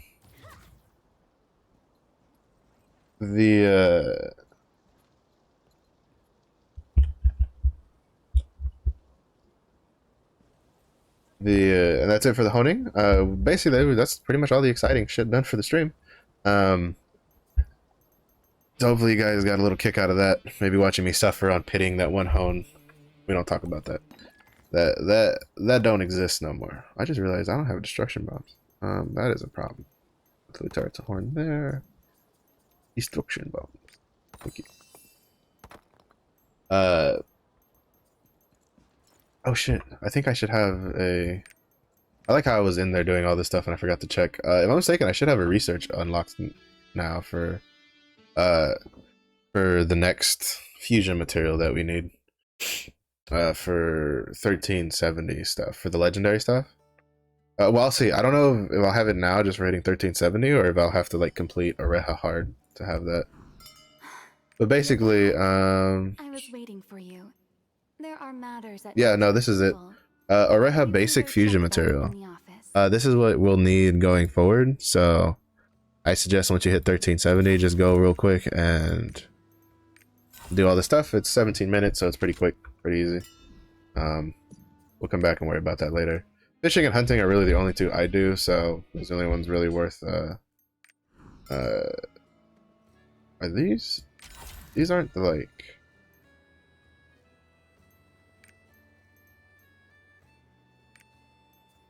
Okay, no, they aren't. You have to be careful which ones you research, because, like, for instance, these down here are the farm ones, so you can't sell these. While the ones I have researching are the unbound ones, the tradable ones. In the current state of our stronghold, I don't think it's really worth doing the, like, worrying about the farm ones, specifically because, like, who gives a shit? It's a pain in the ass to do your farm stuff at the moment. Maybe when they give us like the auto farm feature in the future, then it'll be a bit more warranted. I do know that for flares, it is actually most efficient to do the farm route, to do the farm ones instead, because those are they give you, I think, 9 flares for one chest, while Mari Shop only gives you 5 flares. And when you have a choice between 5 flares and 5 pheromone bombs, you might as well just get the pheromone bombs. Because I've seen more people run with flares than I've seen people run with pheromone bombs. And to be honest, in my opinion, pheromone bombs are superior because they keep the boss in place. Alright. So as the rule, my alts are still on the whole. They don't do basically anybody that's not my my scrapper, just their guardian raids are just done when like they do their guardian raids when they have 2 bars. build. So because I just can't be asked to be doing it that much. I might do strikers today just because he has way more than 2 bars filled. He's got like 4 bars filled or something like that. So, but for the most part, it's just it's just easier on me, right? It gives me a little bit of freedom in my day. Like I love Lost Ark, don't get me wrong, but again, as I was saying in the other stream, you kind of got to find a pace that keeps the game good for you, right? So for me, I found that doing the rested bonus for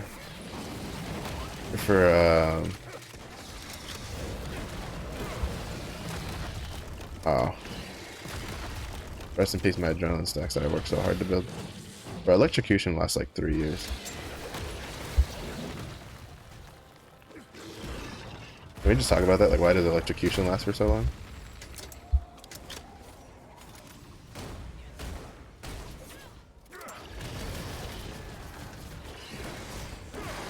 Should have done the pistol one. Actually, no, I should have done the sniper rifle ones.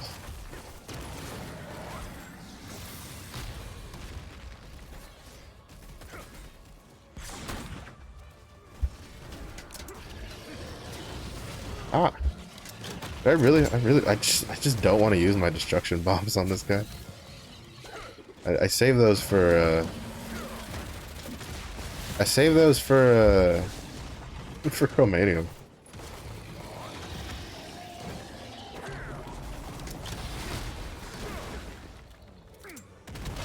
There we go. It's really hard to aim last request, in my opinion. For me personally, I have a hard time aiming it on like a tail like that, right? Because it's such a small hitbox that you can easily just overshoot it, and then you miss what you're trying to do, right? So, also Veritas, you suck. You suck so much. What was the next one at? I don't remember where the next one was. Is it over here?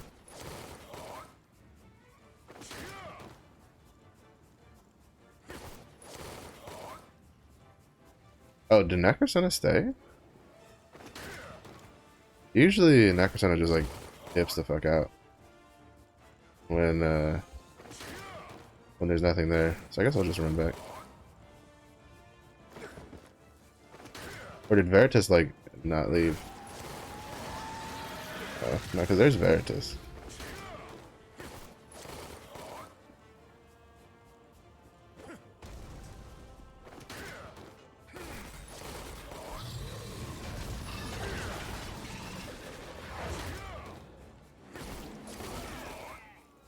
Don't worry, guys. I'm just I'm basically a walking flare. Why'd you flare? Like, I literally left to go find where everything's at.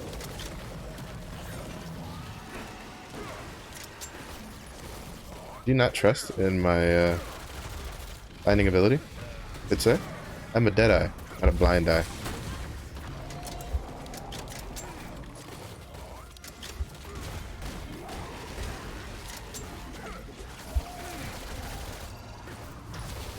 Nobody ever believes in the dead eye.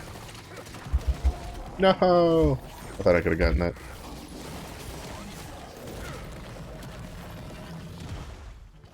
Come on, get up, get up, get up, get up. He didn't want to lose my stacks.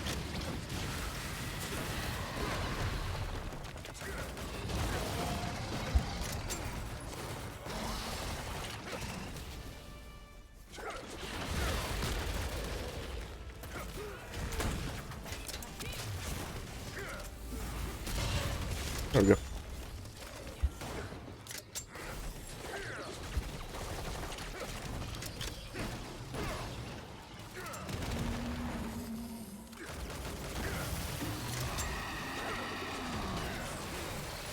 Bro, this guy really loves throwing players. Do you really not remember where stuff is? Like, are they just like... What? Like the second flare, I'll take it, right? Like, where'd he go? Oh, right, it's held Gaia. They're up in the air. I forgot about that.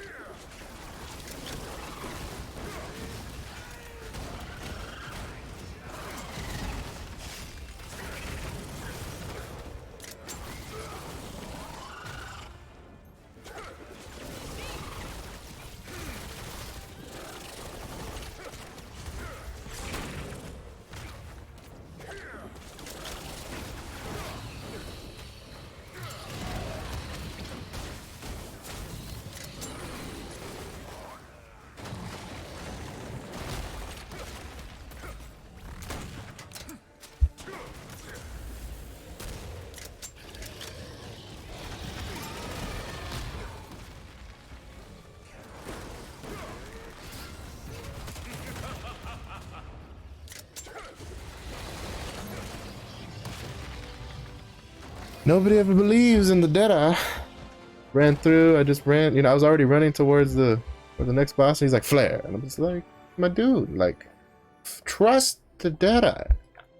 Believe in me. Believe in the me that believes in the me.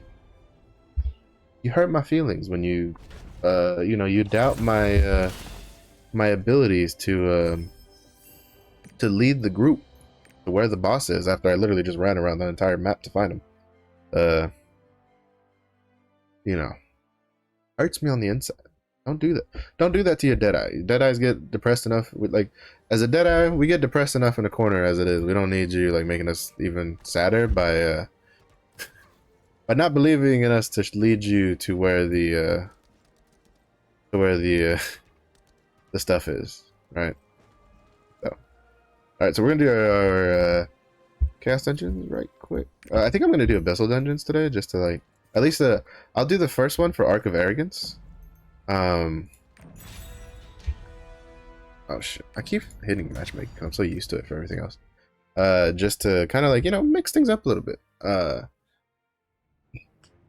don't do a lot of abyssal dungeons on stream, mostly because I don't have like a lot of extra things to do it on. Right? I just I usually run my abyssals with my buddies, and usually we do it like in the evening.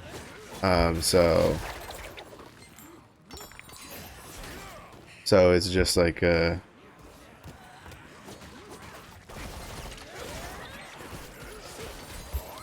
I don't really do it on stream a lot.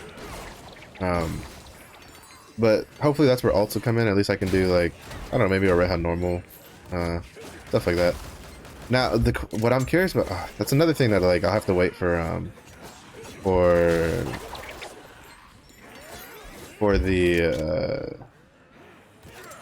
the balance patch for. So again, I think it's relatively safe to assume that for the most part, Glaiver will probably be, actually, you know what, fuck, I'm just calling it Lancer. Lancer will probably be, no, that doesn't make sense. Glaiver will probably stay more or less mechanically the same, and probably the biggest difference will probably be number tunings. Like, she might have some number tuning planned, which is why they were, on top of, you know, just popularity, it's probably also why they gave her out early, instead of just doing like Summoner or something like that, or one of the other launch classes that people are waiting for. But what I'm curious about is, so like currently in Korea, both class engravings are relatively viable,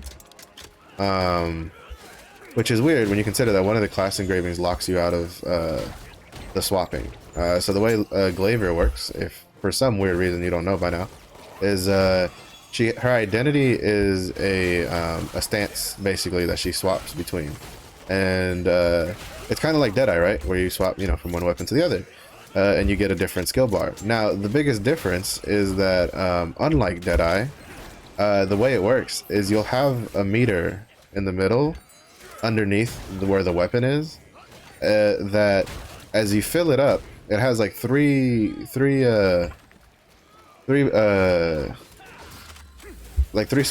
to fill up. As you fill it up, you get more. I think I just got a boss rush ticket on this character. Show did. Fuck yeah. As you fill it up, it gives you a bigger buff when you swap to the other weapon, to the other stance. So basically the way it works is they have one class engraving that gives them a bunch of crit rate when they swap, while the other one locks you out of your spear mode, your red skills, and then empowers your glaive skills, your blue skills. Generally, I think for a really long time actually, the blue one, the single stance one wasn't really worth taking because it was just really bad in comparison. Plus it took more to build because, you know, on one side you have an engraving that lets you build, you know, without really having to worry about precise dagger. You can build a lot of specialization and still have a lot of crit, stuff like that. You can build keen blunt weapon relatively easily on it. But interestingly enough, I think somewhat recently, a lot of builds for the blue stance has been coming out, and people have been finding ways to make that deal a lot of damage. I don't know if it's because of like new sets that like we don't have yet. Well, I mean, we don't have any of like the sets really, but I don't know if it's because of new sets that come out in Korea, or maybe they just, someone finally does some testing and finds a new cool little combination that deals more damage than what was expected. Stuff like that. Again, it's one of the hard parts of trying to get this game is that there's a, like, the Korean Inven is a giant pool of information that unless you know how to read Korean, you basically can't do anything about unless someone goes out of their way to translate it. Because Google Translate does a terrible job of translating Korean. So, you know, like for instance, something I picked up is that in Korean, if you Google Translate Korean, it translates crit into fatality. Because I think it like just does an actual direct translation. So if you don't know that, you're gonna be like, what the fuck is fatality? Like, what is this, Mortal Kombat? Like, come on now. So, but basically, you kind of just do the thing, right? So, so there's a wealth of knowledge in there that we kind of we kind of don't really get to tap into because unless someone you follow like mains that class, right? And even then, unless someone you follow who mains that class loves theory crafting about the class, because those are two completely different things, right? Like there's some people, they love playing the class, but you tell them to theory craft like with stuff and they're just like, bro, get that shit out of my face, right? Because theory crafting it's a lot of work. Like, it's not easy. It's also relatively expensive currently in, like, even in Korea, because even though you have Trixion, right, where you don't have to buy the engravings, Trixion doesn't let you test things with like higher, you know, you don't get the tripod levels. Whatever tripod levels you have is what you use. You can't test out higher gems, stuff like that. Whatever gems you have are what you get. So if you want to try out a new build, it's really hard because, all right, fuck those axe guys. We can just fuck off for all I care. It's hard because you have to still buy a lot of the extra stuff to make it work. So you have to buy at least like level 7, level 6 gems, stuff like that, just to test it out, because Trixion doesn't have that kind of stuff. Funnily enough, you could technically use Hell Mode to test, because Hell Mode gives you, you know, it gives you the gems, it gives you the tripods. You can get them to level 5, whichever one you want, that kind of stuff, you know.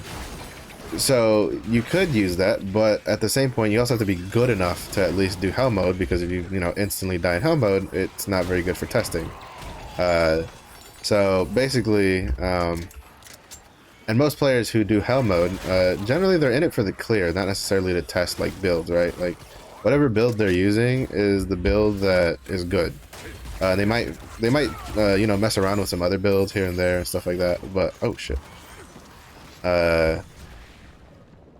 It's definitely not like something that's really used as like a playground, right? And it's also not, you also don't have like the meter, like you have to go off a feel to see, like, to get a feel for it and whatever. But but basically what I'm getting at is there's a wealth of knowledge in the Korean Invin stuff, and trust me, I've tried multiple times to try to like figure out and like dig my way into it to kind of like try to get like information on Destroyer, because even now with Destroyer being announced, I feel like even after Destroyer comes out, unless it gets like really popular after the rework, there's probably gonna have to be a lot of self-building stuff for Destroyer in like our community for like whatever groups do it, even though there's probably a subreddit for it that I need to go find. So, but basically I'm just saying that, you know, there's a lot of things that we still kind of don't understand about this game that that other people do. ATK has some really good videos for like theory crafting yourself, like just going into Trixion and trying things out, stuff like that. While you can't really try out how a build works with gems, right, very cheaply, you could at least like set a baseline, right? You could compare level 1, you know, no gems, you know, one build with no gems to another build with no gems. You can compare, you know, level 1 tripods to, you know, or having no armor tripods to no armor tripods, that kind of thing. Just to get a feel for the, just to get a little baseline, right? Now, it's not always going to be super accurate, because there are some abilities that, some tripod, like some, like for instance, Berserker really needs focus. It's his focus tripods if you're playing Berserker's technique. So having those at like level 1 is going to be an immense difference compared to having those, say, at like level 5. So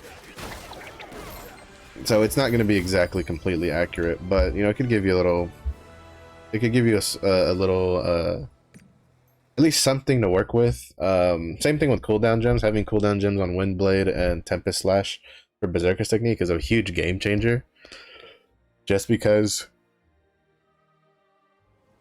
the more often Tempest Blade or Tempest Slash and Windblade come off cooldown, the more fury you generate when you're outside of your Berserk mode, and that kind of stuff is you know, it definitely heavily impacts how the class plays. But then you have other classes where that doesn't matter so much. Like for instance, Shock Training Scrapper.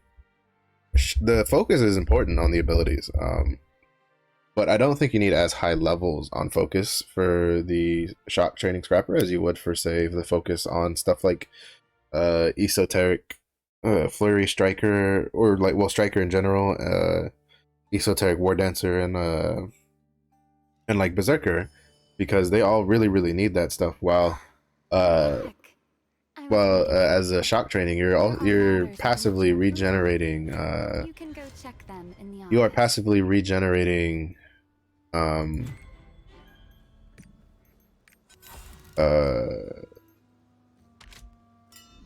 Shock on top of your abilities, producing shock when you use stamina abilities.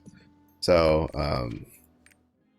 and really, if, like, for instance, if I was better at managing my abilities, I would, the only time you're really, shock starved is right after you use Death Rattle.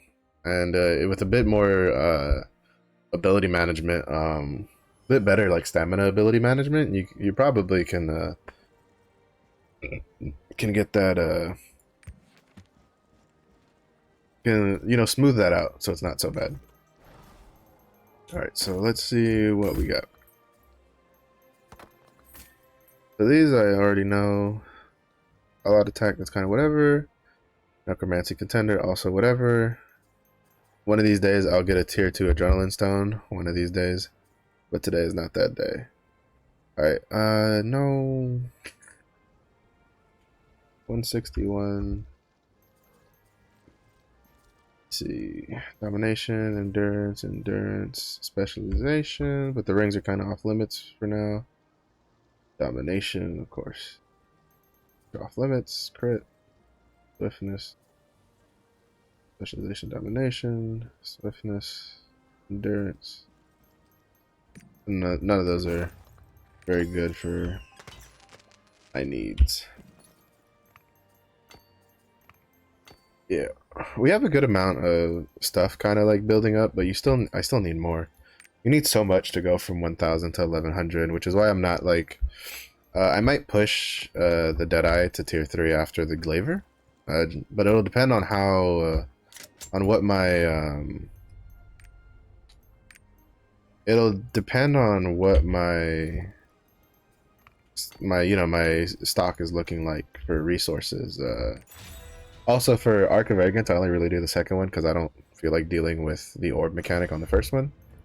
So, oh shit, I need to swap to my. I don't know why I do this. Like I know for a fact that I'm going to go into a raid, but instead of swapping preemptively my my stuff, I'm like, I'm just gonna wait till I'm in here.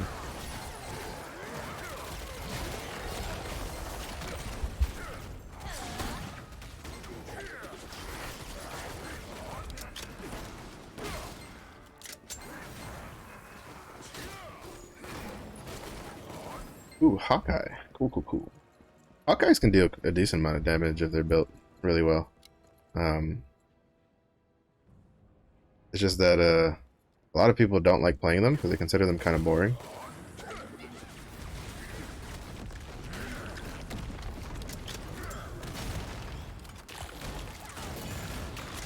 And at least visually to me, they look boring. Like I'm definitely not interested in playing a Hawkeye. I know Stoops likes playing Hawkeye, or at least I think he's planning on playing one in like Korea at least. Granted, that's kind of up in the air too now. With I was watching him stream earlier, and he's like, "Man, I don't want to play. I don't want to play man. I want to be a." You know, he wants the boobas. Can't fault him, you know. The female models do look really cute in this game. No, see, that's kind of what I mean with last request. Is that I'm really bad at hitting it on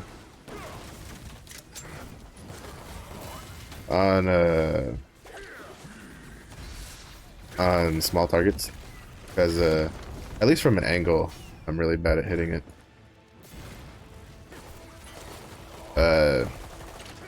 which probably is just on me, right? I kind of need to just not hit those, try to hit those from an angle.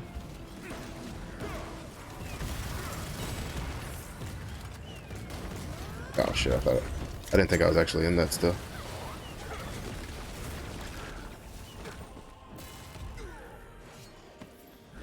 Just a piece of my adrenaline sect.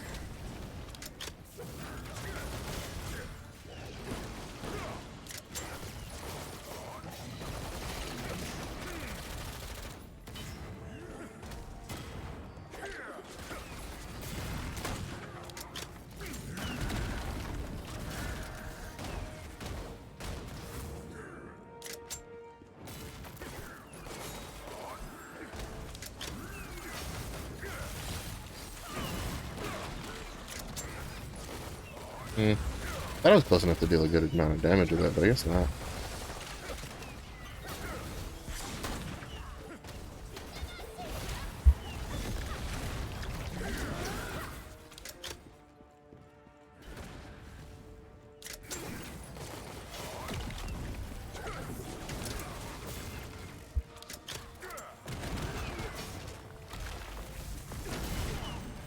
I can hear like I don't know if it's the bird or just the noise of his arrows. I hear the pew pew going on in the background, and I'm like, what is that? I think it might be. No, I think it's his bird, yeah, because I see it flying next to him. That's kind of funny.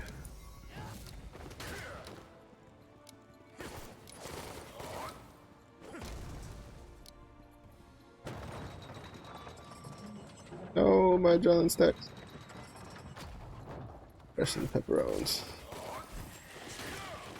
I do find it funny how I think it's kind of telling where the server like has to think about when you're moving through stuff, because if you notice when you're on like elevators, and you can't just really use your movement abilities to get off of the elevator because you just kind of get stuck there even though the path is clear. It's because like I don't think the server like really tries to move you while you're like using abilities.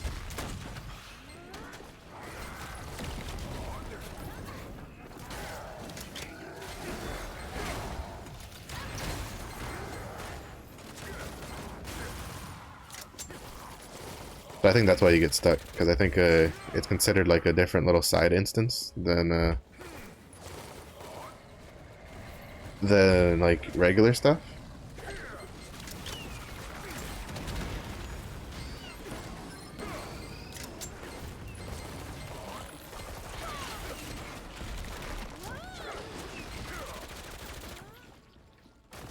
So that's why you get a little stuck when you're on elevators. But yeah, Arc of Arrogance, like especially the second one, it's basically just a free 100 gold if you have something that can still do it. Because it's really easy. There's not a lot of crazy mechanics you have to deal with. The craziest mechanic is dealing with his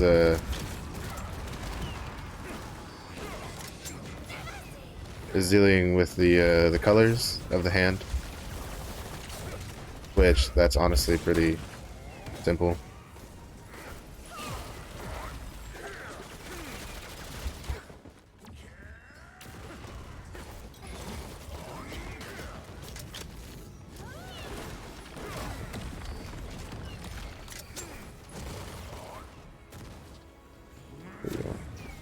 That's red.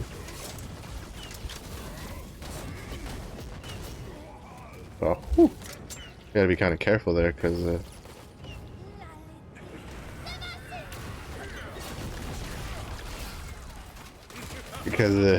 they were piled up next to each other. I already had shotgun abilities going out, and I was like, oh shit, I hope I don't like kill the wrong one by accident.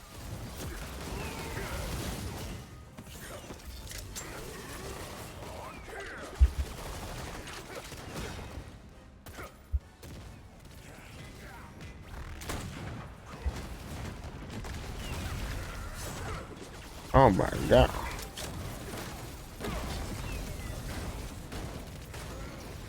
Way too far away for... That's the issue with the shotguns, right? Is that they have a lot of like recoil on them sometimes, and you have to be close to get all the damage.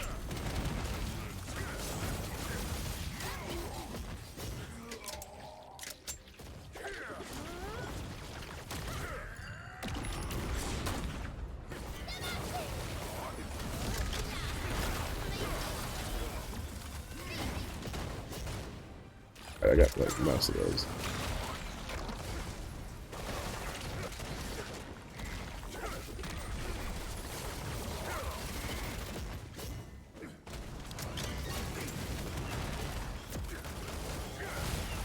Nice. Ooh. That was a good like stagger there. I wasn't even aiming for that. I was just like shooting off shotgun abilities. I got a metallurgy book from that though. That was a pretty uncommon.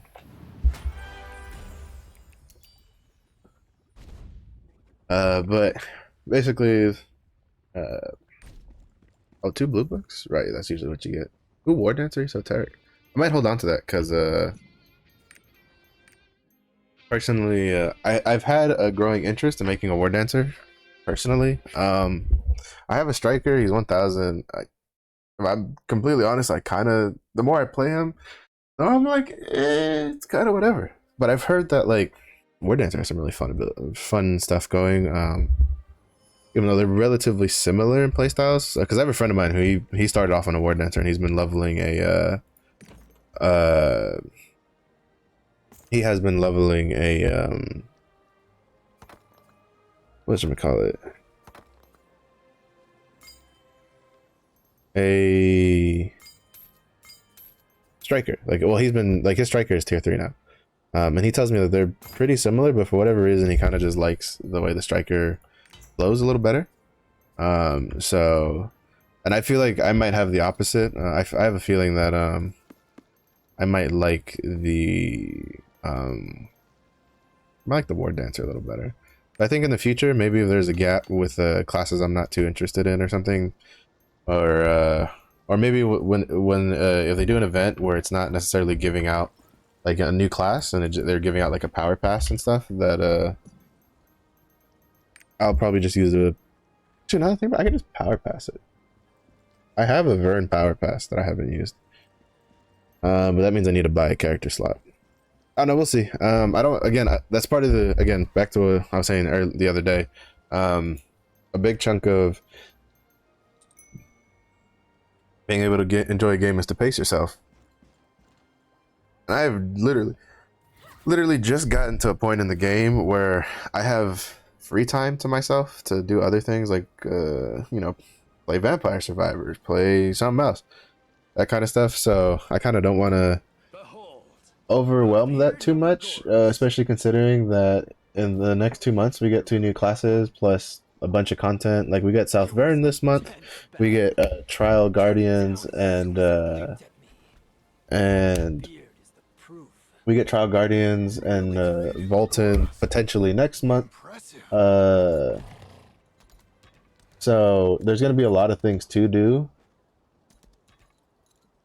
that will then add, you know, gearing up and getting engravings for the new classes, getting those classes geared up so that they can do Volton and stuff like that. Like there's gonna be a lot of stuff. So still leaving yourself some breathing room is definitely gonna be important here between, you know, I have a feeling it's gonna be very important between now and in the future for stuff. All right, so as a change of pace, we're gonna do some boss rush.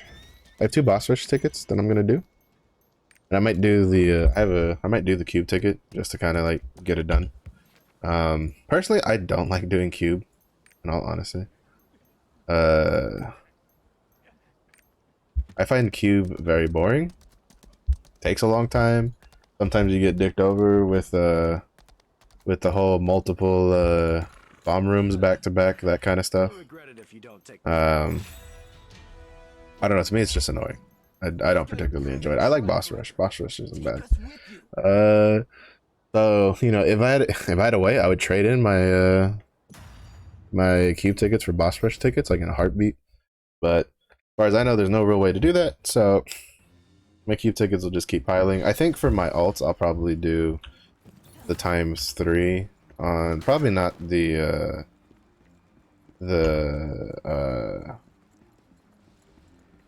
probably not this one, but the striker has like, I think 9, like anywhere from 7 to 9 cube tickets. I'm like, I have no interest in doing cube that many times. So he will probably get like a 3 times run here and there.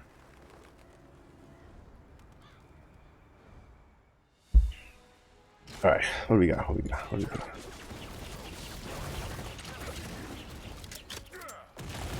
Oh my god, did you really miss that little bit? I need to get better at aiming those last requests.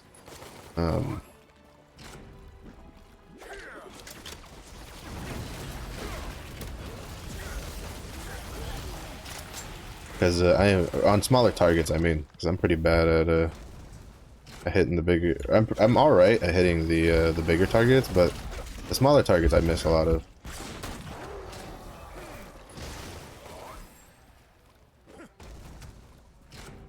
Smaller targets I do miss a lot of.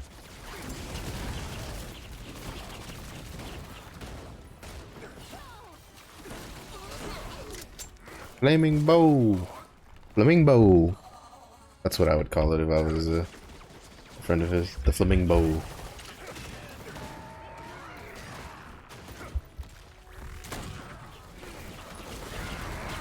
Ah, baby, caca.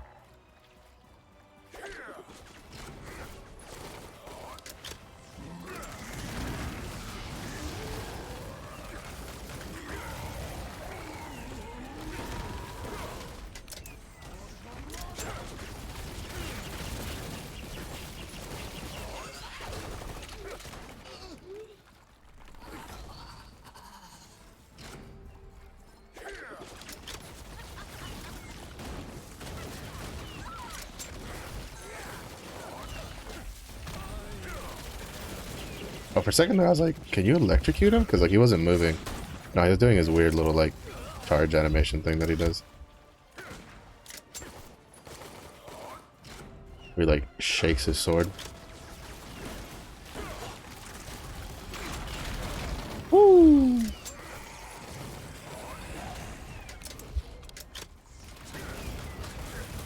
Oh, holy shit. Oh, I thought someone one-shot him. I guess he was just lower in health than I expected.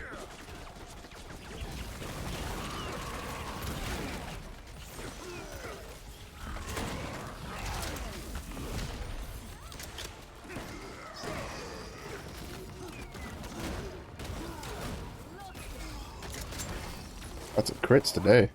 You love to see it. You love to see the crits.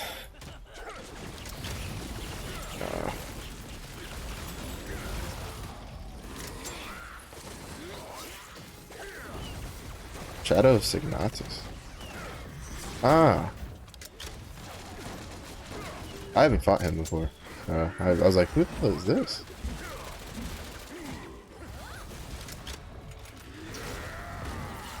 God, you deal... It's such a huge damage change on your shotguns, whether you deal, like... Whether you're up close or not, right? Like, from that distance, I was critting at 100,000, while, if I'm closer, I'm, like, hitting normally at 100,000.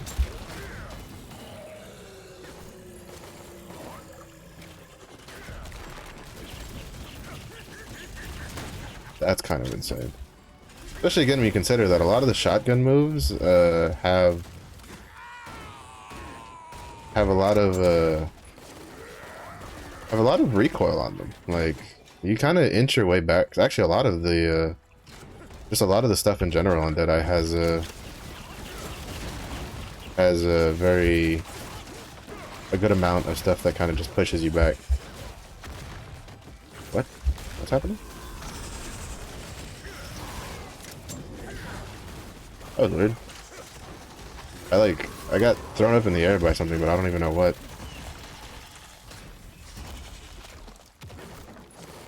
I think it might have been something the spider did that I just couldn't see.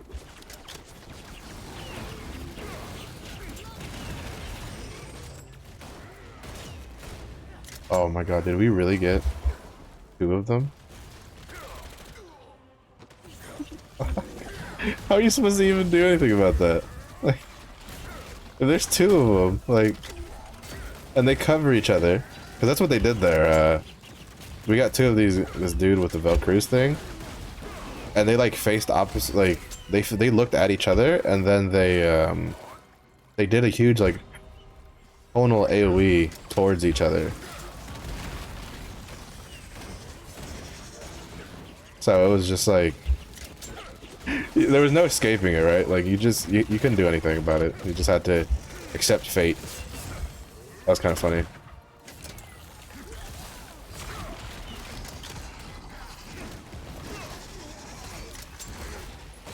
Kind of funny. I'd never had that happen before.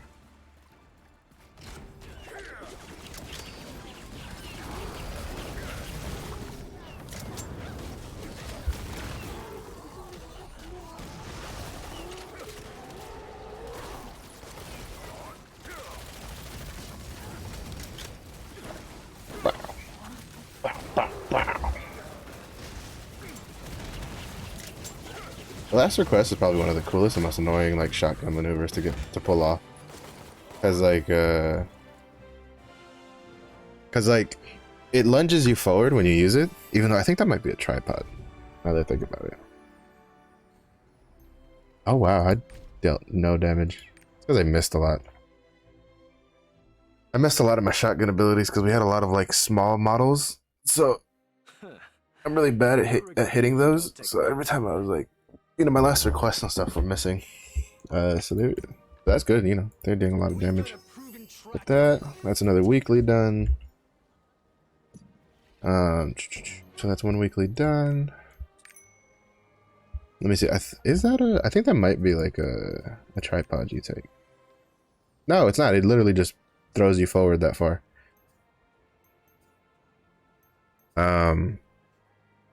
Oh no, yeah, it is. It's this one. Fires a special round outgoing. Yeah, see, this and Iron Cannon Blow on Scrapper have this where their damage to wait, why did we take this? Outgoing damage was 20%. I guess it's because it's probably like the attack speed. Yeah, I guess because it makes you like throw out the move faster. Still, like that move forward kind of like sucks sometimes. Yeah, cooldown because this is like, yeah, 36 seconds. You need that. Hour of Judgment. This is one that I kind of wished was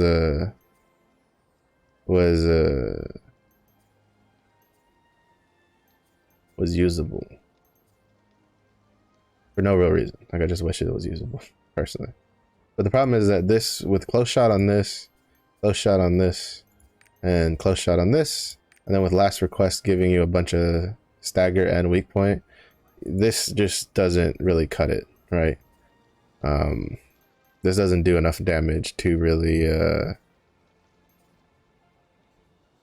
be used. I think at the most you could probably use it is you could probably go like quick prep into evidence destruction into fragment spread for like chaos dungeons, and I think I might try that just for fun one of these days. But for the most part, it's kind of like I'm just like man when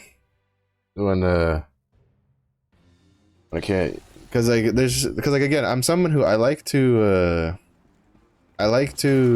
have builds that I like to play, but at the same point I don't want it to be builds that cause like, you know, cause issues, right? I like to play like if a skill, and it's particularly like in this case where I don't really care, like I just want to, like I think it looks cool, but I personally don't care for, oh hold on, somebody is pumping, all right, somebody is pumping in this one for sure.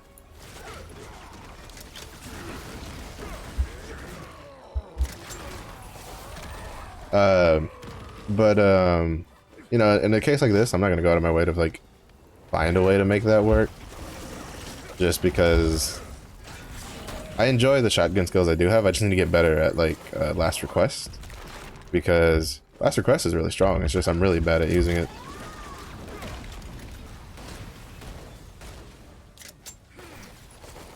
Yeah, I think one of the sorcerers is definitely like probably a tier 3 is what it feels like, which means easy life, baby. Even though all of those last request hits like crit, and that dealt so much damage.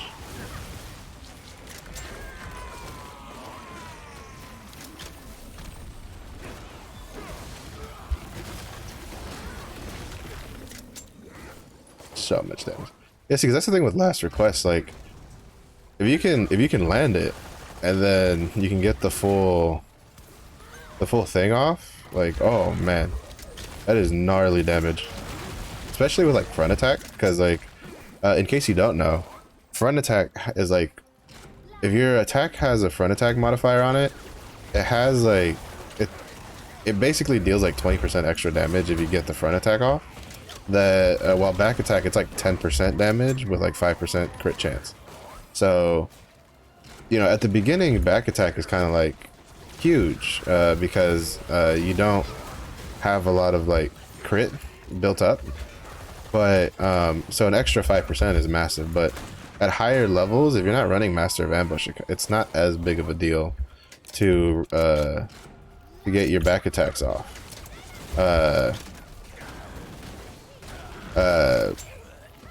But for front attacks, like even without Master Brawler, you have to get your front attacks off. Like it's so much damage. Like that damage is that you miss out on is no joke.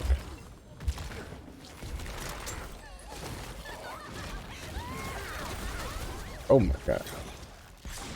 There we go. There we go. I got this. Don't worry, people. I'm immune to the Foxy charms.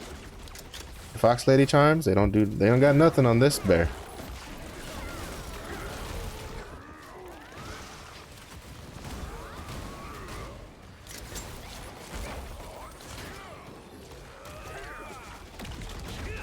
Oh, Gerdia.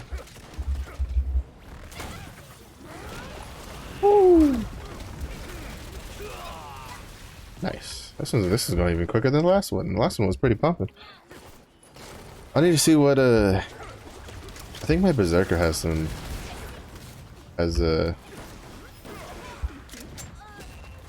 I think he might have some tier 2 boss rush tickets. Probably do that on him. Usually I do like the Guardian raid one, but since this week we lucked out again and got the cube boss rush. I can do that boss rush weekly on all my stuff.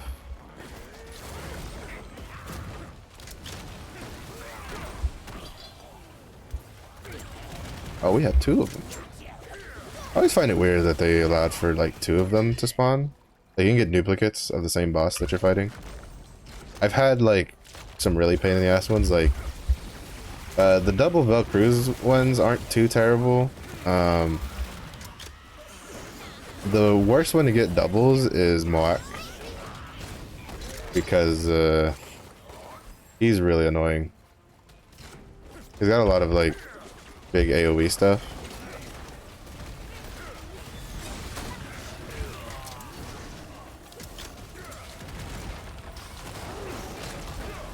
That you normally wouldn't get with some of these other ones.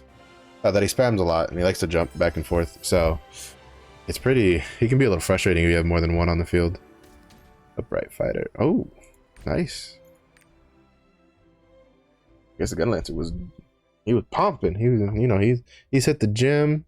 He was rocking that pump, and he's like, you know what? I'm gonna come in here. I'm gonna deal the deeps. But that is nice. That's 2 of those done. Do I want to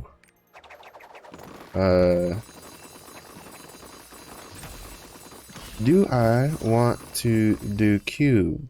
At least 1 cube ticket while I'm here. Probably not, because I end up cussing a lot when I do cube, because Jesus Christ. Oh, that's right, I did too. I'm sitting here like, what the hell is going on? Look at this. Look at all these. Oh my god. My Glaivier is gonna be a very, very happy stick lady when she comes out. Because, so what I think I'm gonna do for the Glaivier, and then I'll probably do it again for the Destroyer, is I'm gonna take these and I'm probably gonna try to combine them into +6 or +7s of tier 2s. It's because +7 and higher is actually translates over pretty well into tier 3. So like, for instance, I have a +6, which is 12% cooldown, so you get 6% cooldown. So you won't really replace this until you get level 4, level 5 stuff in tier 3. If you get 8, 9, 10, generally those don't get replaced till you get like level 6, level 7s. Because it's only like a 2% difference or something. From if you get level 10, like I think what's probably gonna happen is I'm gonna get the Glaivier. I'll get her to tier 3, and then I'll like try to get her stuff replaced with like level 5 gems slowly, and then like hoard all of her gems together plus whatever extra gems I get from the Striker and the Deadeye, and then kind of like combine them together to make like like a level, like see if I can make like 1 or 2 level 10 tier 2 gems for him, because on like whatever ends up being his like really well, for me, I'd like to get him on like Earth Eater and Seismic Hammer are probably the 2 skills I'll focus on. But again, this is based off of like our own current information. Right now we don't know like how he'll change. Well, actually we don't even know what abilities he will and will not have after the rework, since a lot of the Korean players are expecting some pretty major changes. If they do change a bunch of abilities, I really hope Earth Eater stays. While if it, you know, gets taken away, it's not going to make me stop playing Destroyer. Well, actually, you know, I take it back. Destroyer and Scrapper for me, like, I'm very scared for this Korean patch, because I haven't played Destroyer, but visually I'm pretty sure I'd like that class, and I like Scrapper. I thoroughly enjoy the way she plays. A lot of people like, they're like, oh, she's boring, her identity doesn't do anything. I'm like, not every class needs a fancy identity. I mean, but to be honest, the identity for Berserker literally just makes you attack faster. That's all it does. It's just an attack speed buff, and if it's your Mayhem, you literally do nothing. because you don't even use the Shadow Rush for Mayhem because it scales off of specialization, and Mayhem doesn't take specialization because the only things that you get from specialization is more damage on your Rush ability, more damage on your Awakening, and you generate Fury more. That's literally all it does. So as a Mayhem Berserker, you have literally no reason to take it, to take specialization at all. Period. So so basically, in that, like, long story short, specialization, like, the identity for Mayhem Berserkers is boring as shit. You know, like, sometimes it's all right to have an identity that's not like super crazy that you have to balance a bunch of things around. Like esoteric orbs are cool and all right. You use, like, you know, you use these abilities, charge up your orbs, and then you use them on these special esoteric abilities. That's cool and all, but sometimes I don't want every class to be like that, right? Sometimes you just need a class that's like Scrapper, where your identity is literally just 2 meters that you go back and forth between. That's just how it is. But we are basically at the whims of the developers, so I'm just hoping that whatever change they do to Scrapper and Destroyer is not to a degree that I won't enjoy the classes anymore. But and I think this is the first time they've done like a really big like balance change and potential overhaul for classes, so this will kind of like set the tone for any future ones. So I think they're going to be extra careful about it. It's just that mechanically I don't think they'd be able to change anything. Like, basically, I think the test realm is less of hey, here, do you think these class changes are good? Like, as in, like, you know, if they overhaul a class, they're like, do you like this overhaul? It's gonna be less of that and more of, well, we overhauled the class, this is a new playstyle. Do you like, and then they're just gonna get numbers and see how like people feel, like how things feel with the numbers and stuff. You'll probably, I imagine, depending on what like content they have available, I think probably the best, like one of the best things they could do is probably just have like everything available, you know, normal, hard, and hell modes for the raids that have all that stuff, so that way people can test the entire range of it, right?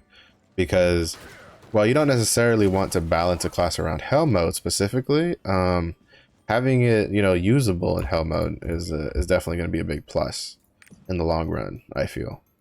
So I think definitely having some numbers on hell mode for class tuning is would definitely go a long way for them.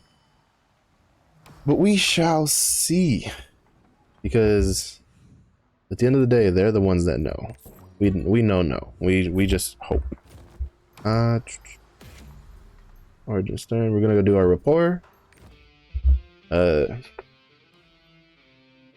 need to go. Yeah, I need to do Beatrice. I'm still debating whether or not I just want to like throw enough gifts at Beatrice to get her to friendly and just get it over with. I might. I think I have enough purple ones to do that, because I have her at amicable level 3, and I think I'm like halfway through it. I'm just waiting to get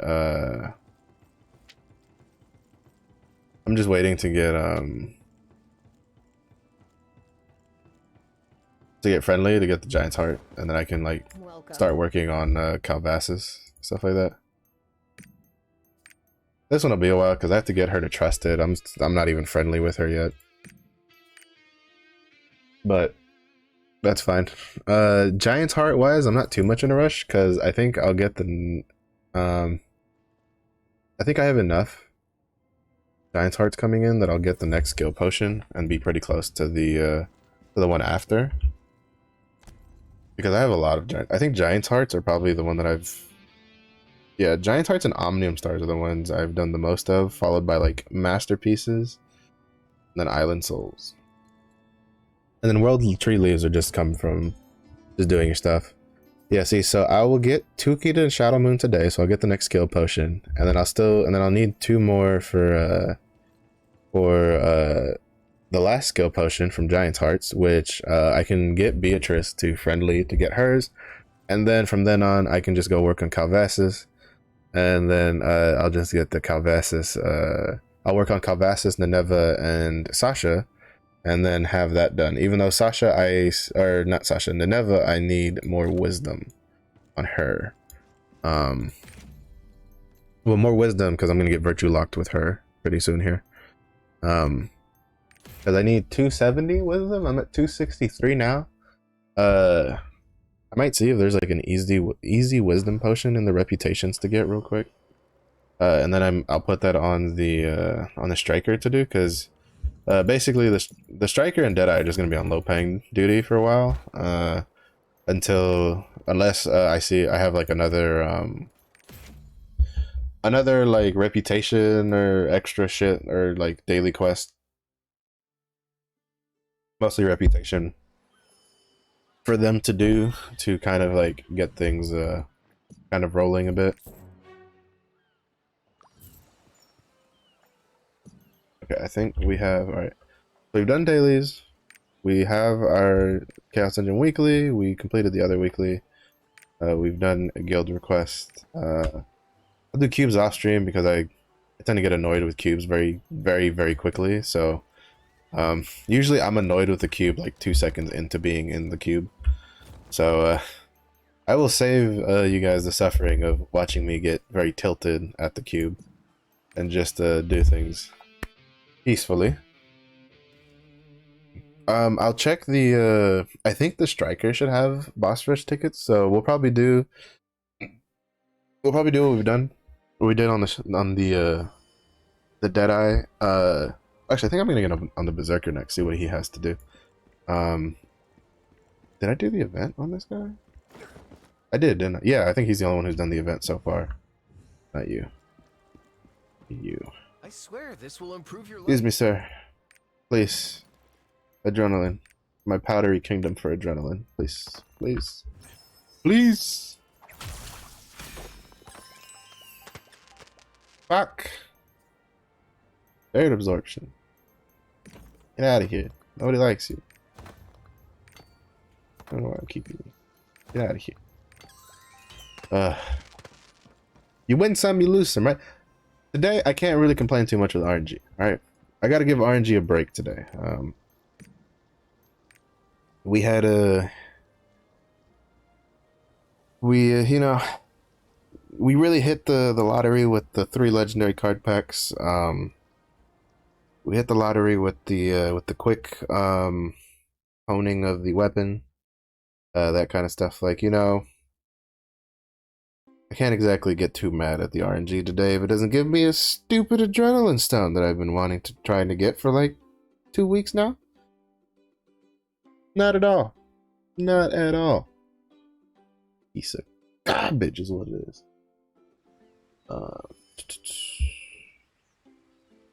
Right. So I already cleared out your. I need to do. I'm gonna check what he has real quick. I'll do his dailies. I think I did his Nakrasena, his armored Nak yesterday. All right, he has 3 boss rush tickets, so we're probably gonna do those, and then I'll send those. Yeah. So he is again. My alts are basically all on rested bonus duty. If they don't have rested bonus, I don't worry about it. Is my stance on it. We'll just do we'll do the event on him. I'll see how actually, you know what? I think I'm gonna push him to 1325. Fuck it. I think I'll have like I think it'll be better to get him to 1325 so he can at least do the first Oreha and have a better Chaos Engines to run for like purple gear, to at least start building his purple gear up, than it is to just keep him where he's at. And you know, because you get next to nothing at 1310. To be honest, I only did 1310 because in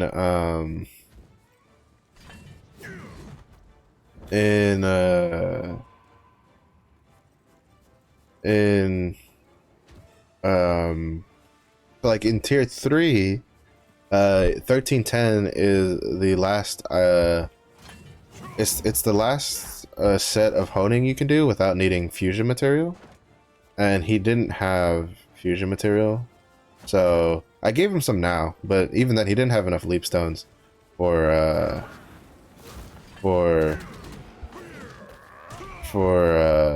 to get him up that high anyway, so not that big of a deal. Yo, what up, baby? Oh shit, I feel bad.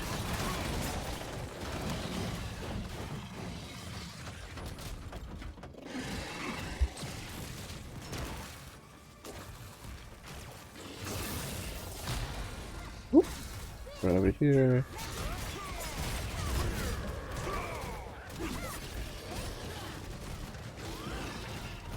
Took too long with the destruction.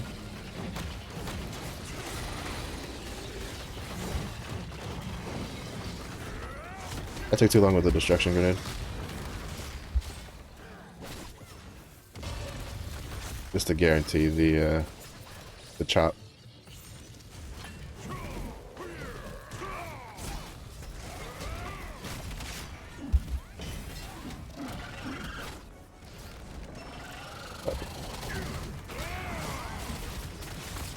We staying in it, baby.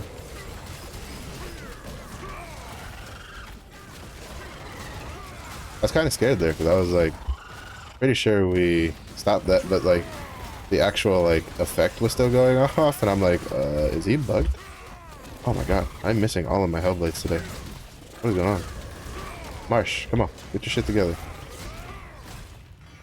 That's the first time you've berserkered. It's the first time you've tried to berserker seriously in a while, but it's not the first time you've berserkered.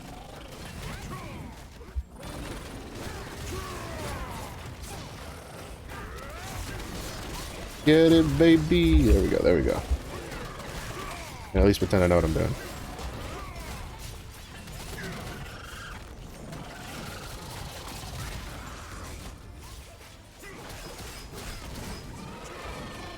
Woo! Somebody is juiced to the teeth. Oh, he's just gonna leave though. Yeah. Yep, that's the thing with it is, again, I don't know if it's something like the servers or something. Sometimes the speed of the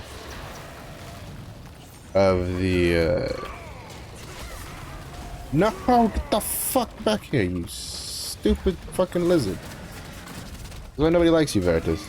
This is really why nobody likes you. Fuck.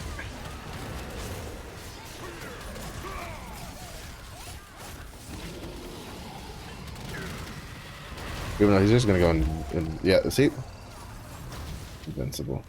He's so annoying. He's such a frustrating one to deal with. Cause like he goes invincible, right? And then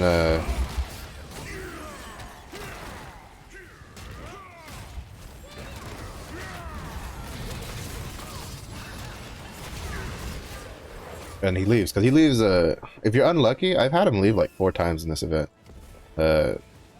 Because he has a thing where he leaves at certain health thresholds, if I'm mistaken. Because like Egrexion has that, right? Like Egrexion, when he gets really low, I think it's the last like 20%, he goes into fire mode, and then he leaves. So it's a little frustrating.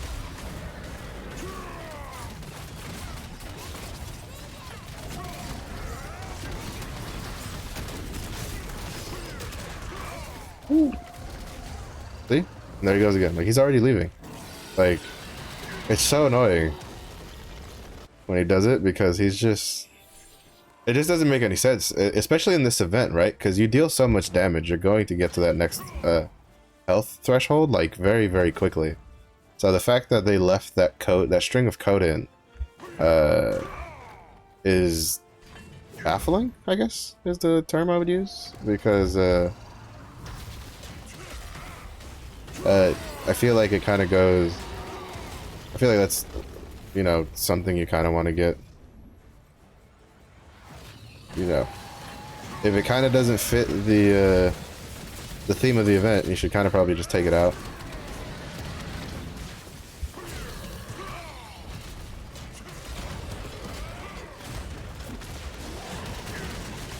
No, Knack, why?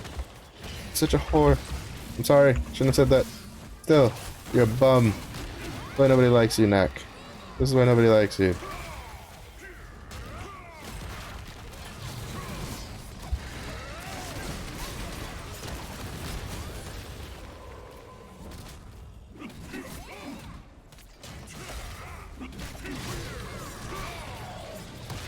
Ah, sorry. Heat of the moment. I need to find better insults.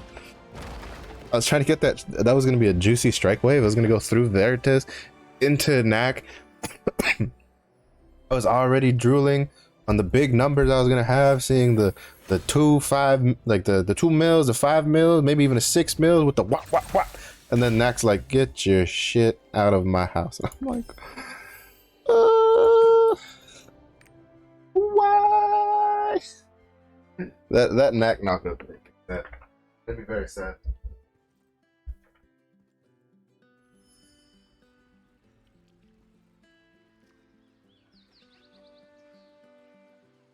But yeah, so change of plans. I think I'm gonna push on the 1325 because even without push, like, you know, I have a whole week. We have at the very least a whole week before Glaivier comes out. At the earliest, it comes out next week. I don't see it coming out before that. So it would kind of be in hindsight after thinking about it, because I kind of was like milling it over in my head. I'm like, are you really not going to like push your berserker? Like, he's, you know, like, it's 1325. You can make gold. You can get you know, you can get purple armor going, stuff like that. You can start working on your tripod levels. And I was kind of like just thinking about it in my head. I'm like, yeah, why am I waiting? Like, I should just do it. So that's what we're gonna do. We're going to push to 1325 on this character, so that way he can at least get like alt runs in. Cause all right, sick. So he's good there. I'm gonna need to get the Kaldar fusion materials. Hold up, let me go get the. I think the 60 that I have in my stronghold right now should be enough. But we'll get him to 1325 today. I should have more than enough materials. I haven't touched his pirate ship yet. I can go do that. And like just roll with that. The one nice thing about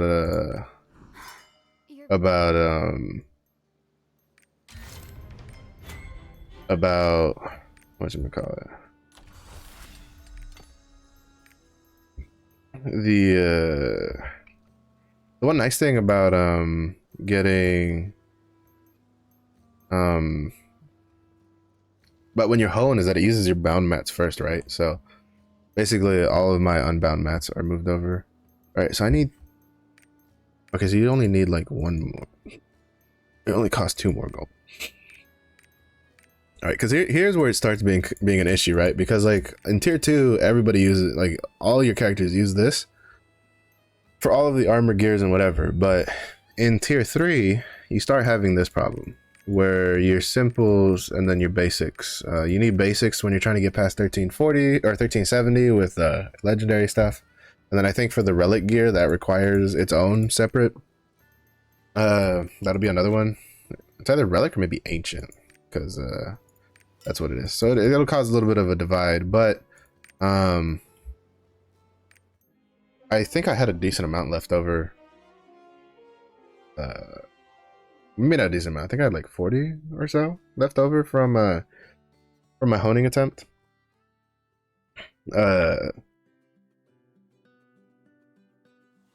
So I just need to put those. I don't know why I didn't put that in the roster bank with the roster storage with the other stuff. Because basically, I mean, I could be wrong. I don't think I am. Actually, we can just check. This is the nice thing of the codex. The codex fucking tells you everything. We go here, we go berserker, we hit this button, we go to chosen, we hit this button. Yeah, see, so level 1, we'll start at level, you start at level 6 though. So from level 6, yeah, you basically, you don't need the green ones anymore for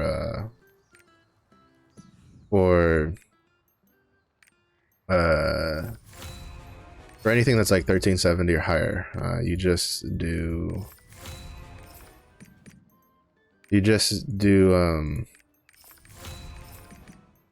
blue ones from there on. So basically I'll just throw her leftovers into the storage, the roster storage, so that way the alts can use it. I'm hoping I should. I'm not gonna have enough leap stones. Which means I might have to open the anguish, some of the anguish isle pouches. Because these are 4 pieces. Like, yeah, I'll need like 20 leaps, 20 more. How many do I get from dailies? I could skip one of, I can get like 17.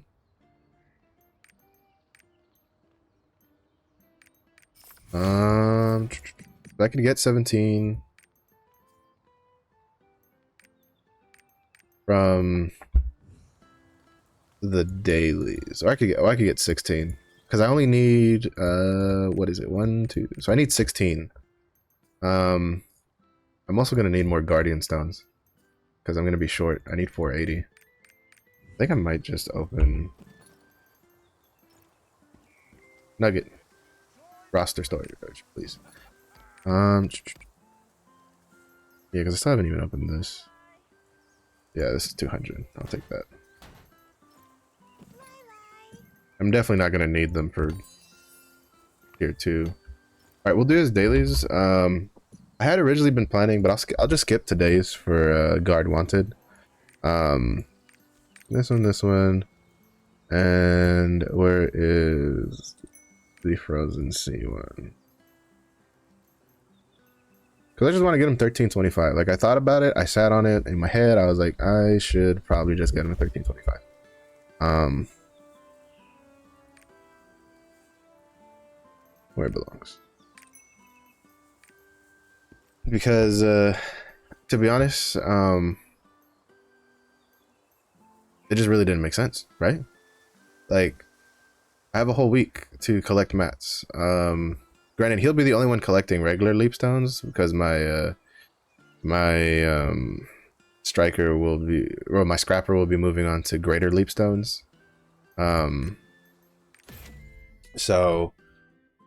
But I feel I still have the Anguish Isle. Well, the Anguish Isle, the 80 I have for Anguish Isle are definitely reserved for the destroyers. Because again, the Glaiver, I don't really care what pace that she goes in, but basically I'll have her and the Berserker like both pumping it into her, so she should be all right. If anything, I'll just do the I'll just put the Berserker on a on like I'll just make him start doing his knack daily. But this way he can at least do Oreja, so he can at least start trying to get some better, make me some gold and potentially get some decent accessories. Because right now he's kind of hurting for accessories. Purple accessories will definitely help with the specialization, because once he gets like 1,000 or so specialization, he flows really smoothly in comparison to prior to that. So, so that's one of the other reasons I'm trying to get him to 1325, is just to get try to get some purple accessories for him for specialization to get him up there. Get out of here. So we have oh, you better not let them hit me, buddy. We're gonna have problems, you and me. You and me gonna have some problemas. But yeah, we'll get him 1325. A lot of honing today again. More honing than I was planning, but I think it'll be worth it in the end. I really do. I think in the long run, this will definitely be more worth. Though before I do that, I am gonna do a Arc of Arrogance run on him real quick, because Arc of Arrogance, you lose. The last time you can enter Arc of Arrogance is at 1325. You lose Arc of Arrogance gold. So I might as well get the free 100 gold that comes from the second one of Arc of Arrogance. And then I will push him to 1325. And then from there I will oh right, you can't use it from, I always forget that you can't use it from inside the inn.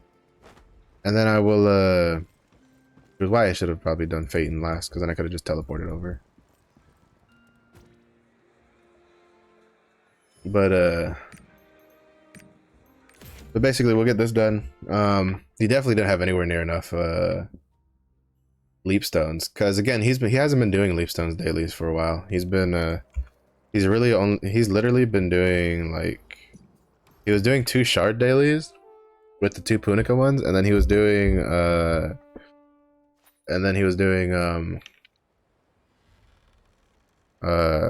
shit, whatchamacallit, a Lopang to try to get some silver. So he really wasn't doing anything for leap stones. If I had him on doing daily like leap stone stuff, he would have had more than enough leap stones to make it to 1325. So that's another bit short-sightedness on my side of thing. I should have just left the Lopang on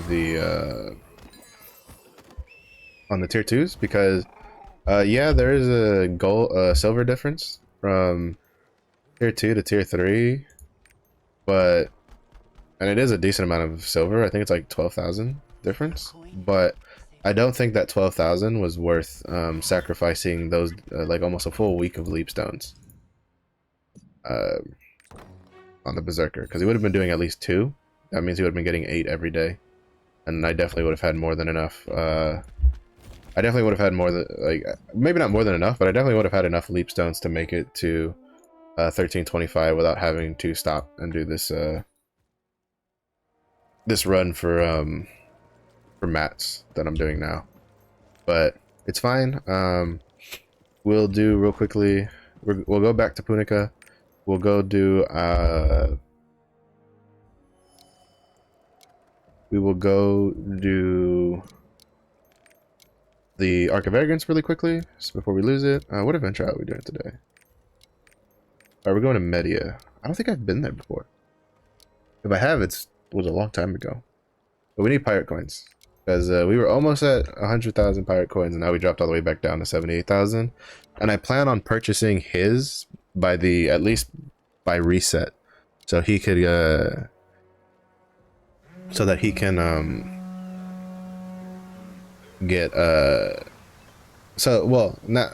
plan on purchasing his pirate coin vendor by reset, so that way when if we get, well, even if we don't, I can just build up that stock, so that way whether our Glaivier comes out on the 14th or not is relatively inconsequential, to be honest, in the grand scheme of things, because then I can just use those mats to push to 1385, because again, I can't make it to 1385. Well, I could, but it's going to be really, really hard, because I would have to push a lot of stuff pretty farther than I probably would feel comfortable with, or that I would even be able to be honest, because you start at +6, and I plan on doing for now I plan on doing the efficiency route. At least for the weapon, I think I'll take it to +11, and then after that, I think I will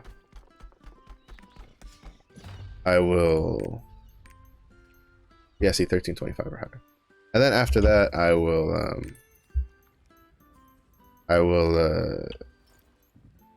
my brain just died. What the fuck was I talking about?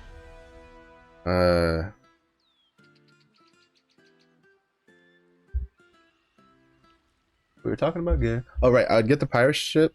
I'd get the pirate coin stuff. I'll put that in the bank. I'll leave it alone, not touch it. If Glaivier comes out on the 14th, I will do everything in my power to rush her to 1100 to get to Punica. And then from Punica, I will just dump all of my resources into her to try to get her to 1325 as fast as possible. The goal is to get so I'm hoping, and I'm kind of expecting, that Glaivier will come out on the 14th, because the overarching plan is that if Glaivier comes out on the 14th, since I got to 1370, I'm going to hold on to my aura of resonance potions. At least the ones I get from my login. I won't get them until the 13th of April. So that way,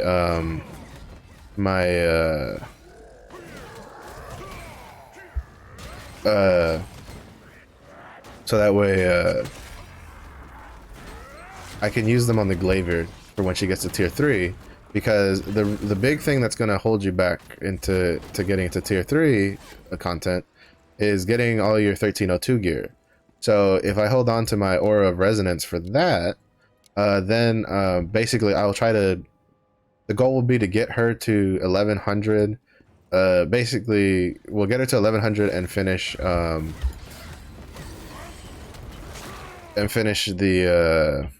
Punica questline before Wednesday, and then use the resonance potions on her to get her to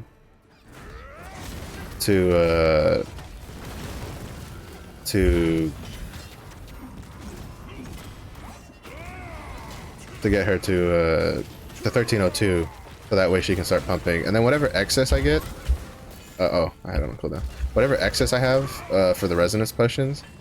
Granted, I'm also gonna just wait for to see what comes out of it, because like if she gets it on her first 2, regardless, yeah, chili tits. Then I can just full run over and give it to just give it to the scrapper so that she could use it.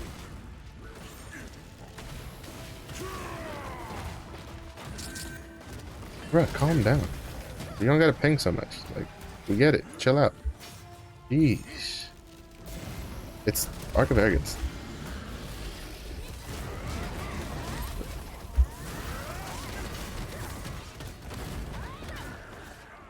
Not to mention, I'm pretty sure like you can tell that you have like overgeared characters in here. So it's gonna go faster than normal anyway.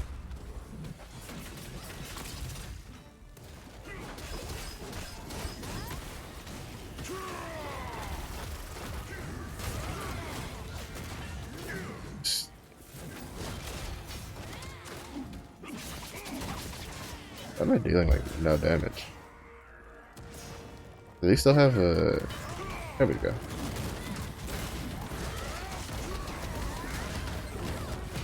Like it was like, I feel like we were still what does that do? Oh, it's defeat him 10 times. I feel like I was still in whatchamacallit. Like he was still like buffed for the damage down thing from the phase. Alright, yeah, me and the Soul Fister. I probably could have just told from how shitty her gear looks, because the martial artist, actually, is she in the sunset stuff? That is a sunset chest piece. The chest piece doesn't look too bad. But basically, the stuff for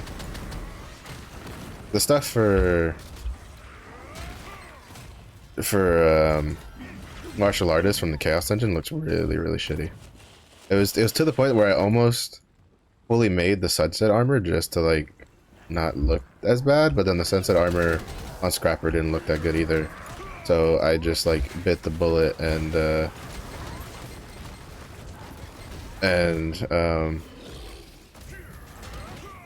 you know, got the rapport dress on her, so she looking good, she looking fancy, that kind of stuff. Let me hit something, Soul Fist. I need Fury Bar. It's one downside of when there's other like overgeared people in here is I can't generate enough fury in on the mobs because they kill things too fast. Soul Fist, please. Please.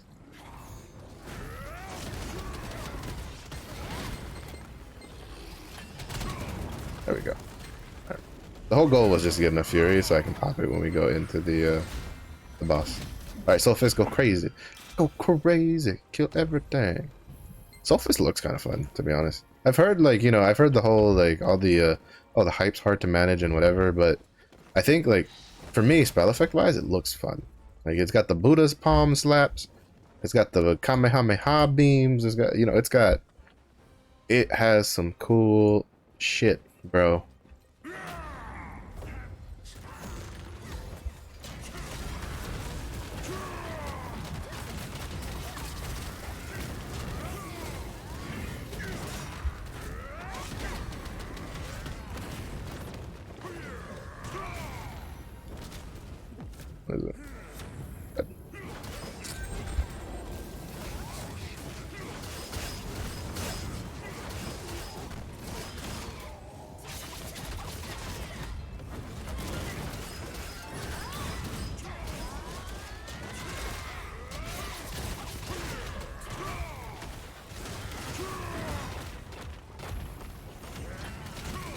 You got that Kamehameha off though. Alright, which one? Which one do you want? Red again.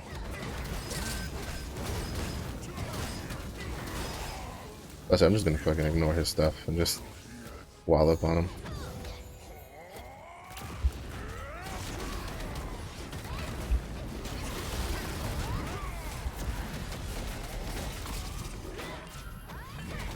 Don't delay the inevitable, Kaisher.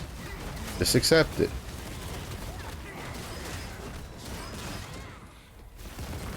Nice. With the slappies. Quick and easy. Down the road we go.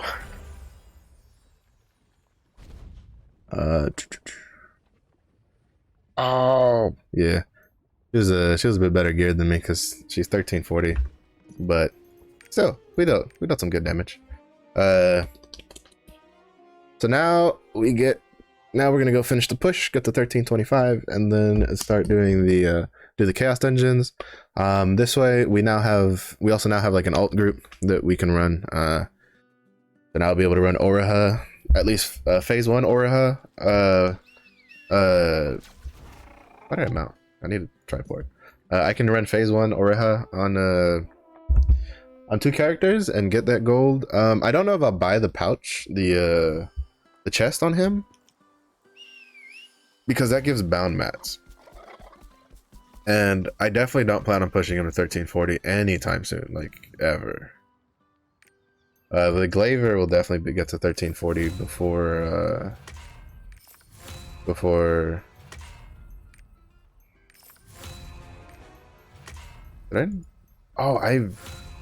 I'm so dumb. For some reason I thought I miscounted the I can go get the leap stones though. I can buy the 3 leap stones. I can buy all the leap stones actually, because again, you don't use actually I'll double check the codex, but I think we're also using different leap stones now for the legendary stuff.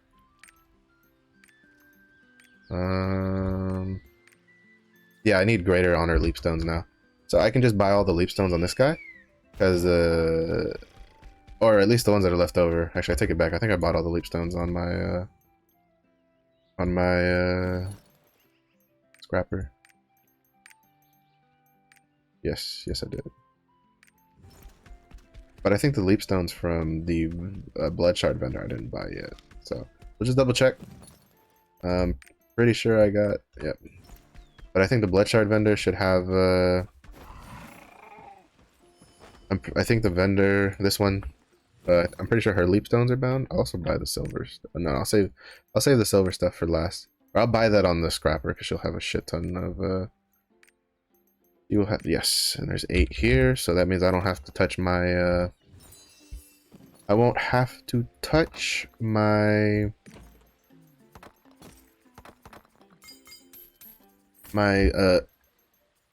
Anguished Isle stuff, and we are good to go. Alright, what's this? Soul Fist and Ether Predator. So I don't think either. This one's probably the biggest chance to go for something decent, and it goes for 2 gold. So I'd rather just save it. Save the 2 gold for if I ever make a Soul Fist, which I might, because Soul Fist is another one of those classes that is expected to have some sort of a pretty hefty rebalance of some kind. And what is this again? Oh, keen blow weapon. Oh shit. Phaeton! What do I get for 40? Nice, masterpiece. Thank you. Beautiful. We'd love to see it. Also, why am I doing this? Also, I saw that gun lancer. He forgot to like move his mouse when he dodged, so he like dodged back, like he hopped backwards instead of hopping forwards. Embarrassing. Embarrassing. But yeah, I think this week is, this next week is going to be another little slow, kind of boring week of just doing regular, same stuff all the time.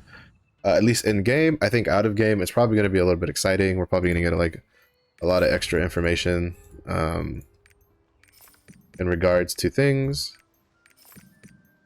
And boom. 1325. Beautiful. Alright. And we have 39 left over. I'm just going to put these in the roster storage. We almost we almost burned through all of our guardian stones because you go through so many, right? Like I need to move these down because I'm gonna have to make like another row. But basically,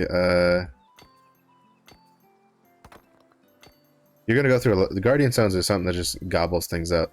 It's just gonna get demolished. So let's see. Again, I had like 10,000 plus stones saved up for 1,000 to 1,100 for guardian stones, and I still had to like open some pouches for more. So definitely the more of these you can get, the better, because 960 adds like 2 more on top of that, right? Because you go up by 20 levels in tier 2. So you'll definitely want some extra oomph. Oomph. I'm still kind of curious if they'll do anything for the lower tier honing rates. I don't think I'd be surprised if they at least implemented the like sped up tier 1, tier 2 honing rates into the game, because it would let people get the new classes up quicker, right? They didn't give a Punica power pass, which I expected. I think a lot of people that were more realistic in their expectations expected a tier 2 power pass, and I think of that most of us realistically expected Phaeton power pass, but pessimistically expected a Yorn power pass. So that way we wouldn't be disappointed if we did get a Yorn power pass, but we have a Phaeton power pass. So I wouldn't be surprised. I feel part of it is just to not completely invalidate the tier 2 market. Again, this is where stuff gets kind of weird, right? They talk about how they want us to speed up quickly, but then when they give us new classes, instead of just starting them off at 1302, they start them off at 960. So this is part of where I'm like, well, maybe they started them off at 960 because they are planning on giving at least tier 1 and tier 2 the like beefed up honing rates, maybe. So because if not, it's gonna be rough for like free-to-play players to get if you haven't been saving up. Like I've been saving up tier 2 materials for probably, I think this will be the 3rd week that I just haven't used tier 2 materials. Like I've just been stocking them up.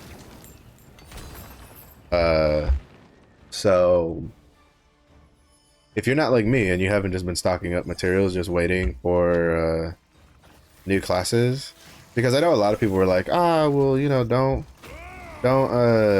you know, push characters and just save up when they tell you. I'm like, I'd rather not.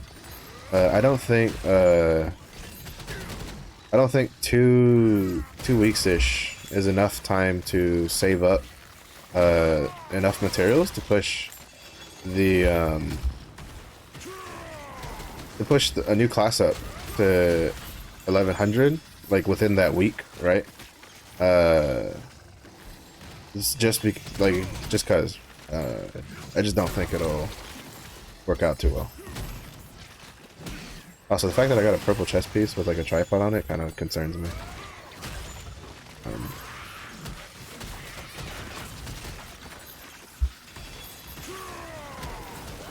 Because I think my chest piece is one of the ones that has a lot of good ones on it. Level 1 at least. I guess we'll see what it is when we're done.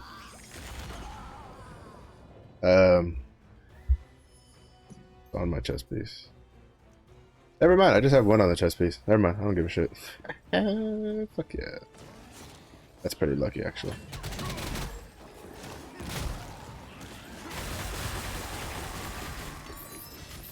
Now the real question is it a duplicate of something I have? Like, is it something I already have a oh shit. Now I got a helmet with a tripod piece on it. That scares me. I'd be more content if I didn't get any tripods on this first run for armor, because I'm like, you know, so that way I could just transfer my stuff over without having to be like, do I want this? At least the helmet's not so bad because I have another helmet. So I could just move my helmet stuff over, but I think I've only gotten one purple chest piece. So we will see what happens. I mean, I plan on running both before I go and I start doing any like shenanigans on like skill tripods and stuff like that. Nice, I got the weapon. That's honestly my biggest concern was getting the weapon. No, I didn't peek at it too much, so I don't know if it was a good quality, or at least a decent quality weapon.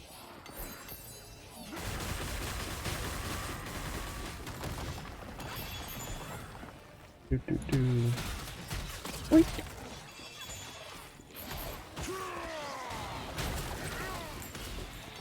I always forget that, like when you're running and you want to reposition, just like reposition with basic attacks, right?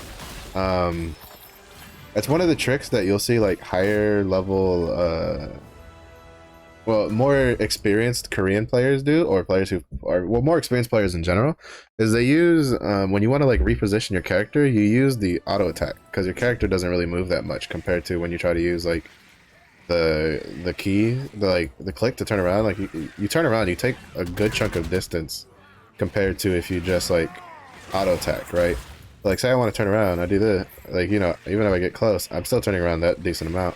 But if I just attack, you know, most of the times, for most classes, you're just going to turn in place. So that's something that it's helped me a lot in Agrexion, because in Agrexion, when he does his like fire claw maneuver, where he does the 3 lines on the ground, I try to position myself in a way where, you know, the foot isn't sticking into the area that'll knock me up.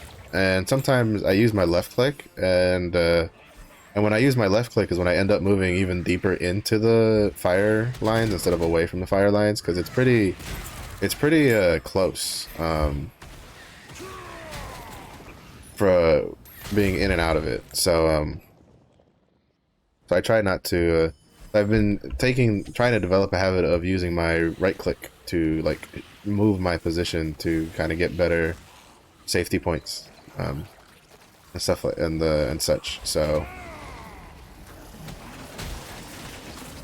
that's just something I picked up watching like other players play. Is well, watching better players play is they reposition themselves with their auto attacks, especially as like a ranged, because like sorceresses and like deadeyes and gunslingers don't really move like at all with their auto attacks compared to some other classes. Like melee is a little harder because like some melees like move you forward a decent amount, and then there's other melees where you just don't move, like you don't inch forward at all. So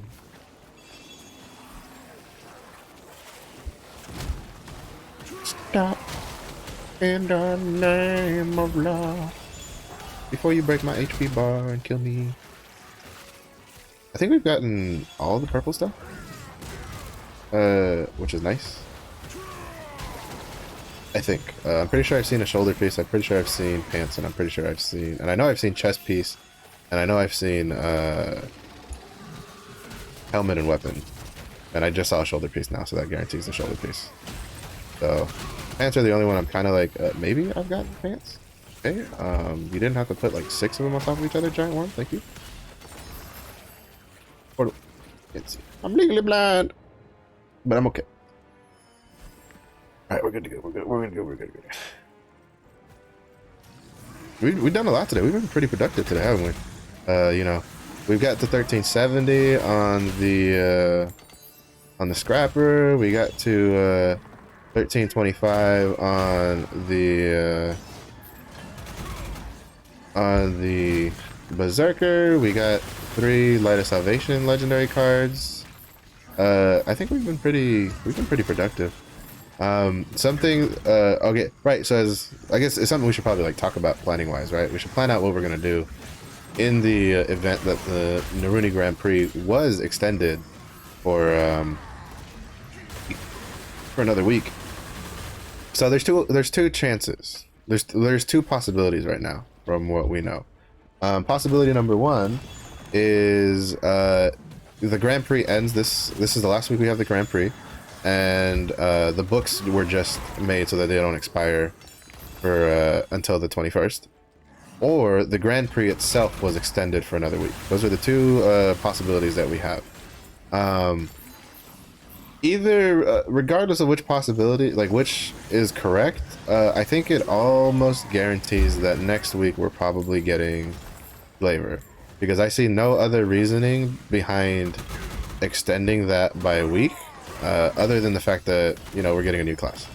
Because that's really the main thing that would benefit, especially for the tier 2 books, right? Because again, we start in tier 2, so the tier 2 books lasting, you know, having extra tier 2 books that last another week is enormous, because lo and behold, Glaivier starts at 960. So now if you've been saving up a lot of tier 2 books like I have, you are pretty much set for, you're probably going to have a really easy time getting to 1100, because you're going to have a lot of books to get you up there. That being said, there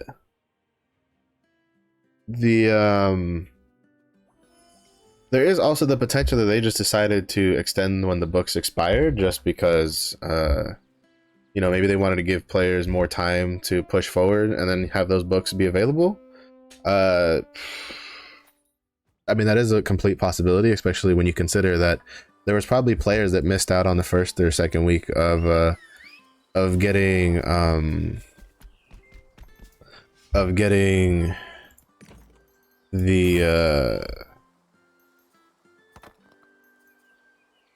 1302 books, right? Like, there is a possibility that those players did not have a 1302 character, so they could not get a 1302 the 1302 books. So this could be something done in trying to give those players more time to get to be able to use their 1302 books. That's also entirely possible. And then as a byproduct, they probably also just extended it for all the books just to make it easy and fair. So, you know, these are possibilities that could have happened. Oh, baby.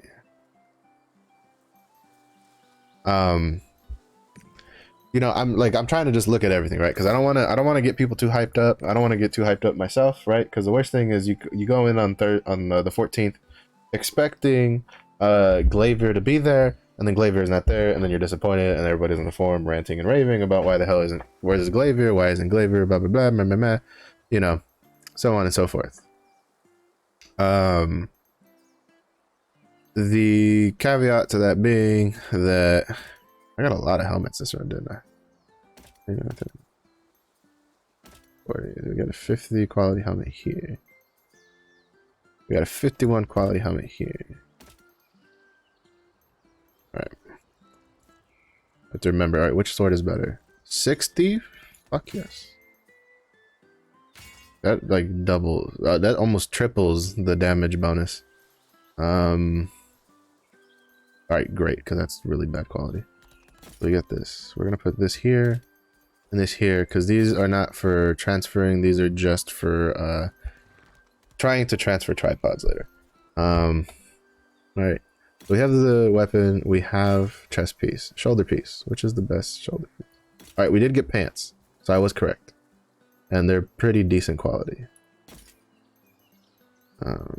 Alright, which shoulder piece is the best?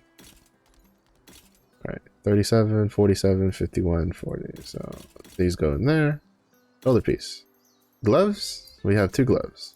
Which one's the best? 36, 46. Alright. So that would be everything, correct? I would be correct under the assumption that we have one piece of gear for every slot, right?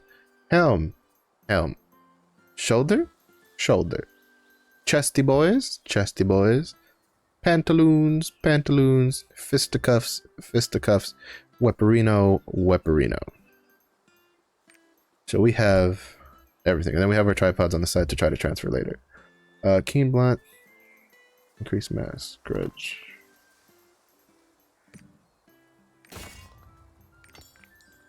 Right.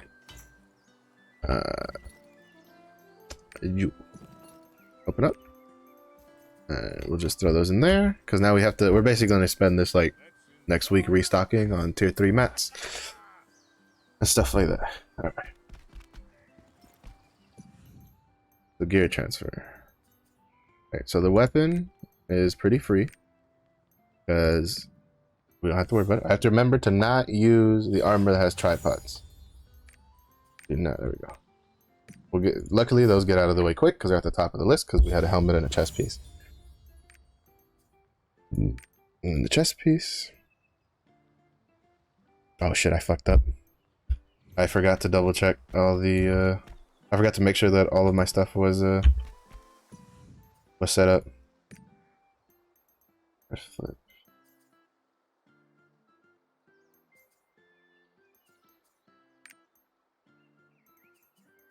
It's too late for these, but these I can make sure. Weak point detection, that's fine. Focus, driving hit, that's fine. Earth flip, that's fine. Battle point, mind enhancement, red wave, that's fine. Okay, yeah, all that's good.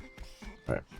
I had told myself mentally to make sure that to check my the skill inventory to make sure I had transferred everything, but I think I did yesterday. Because when stuff succeeds, I tend to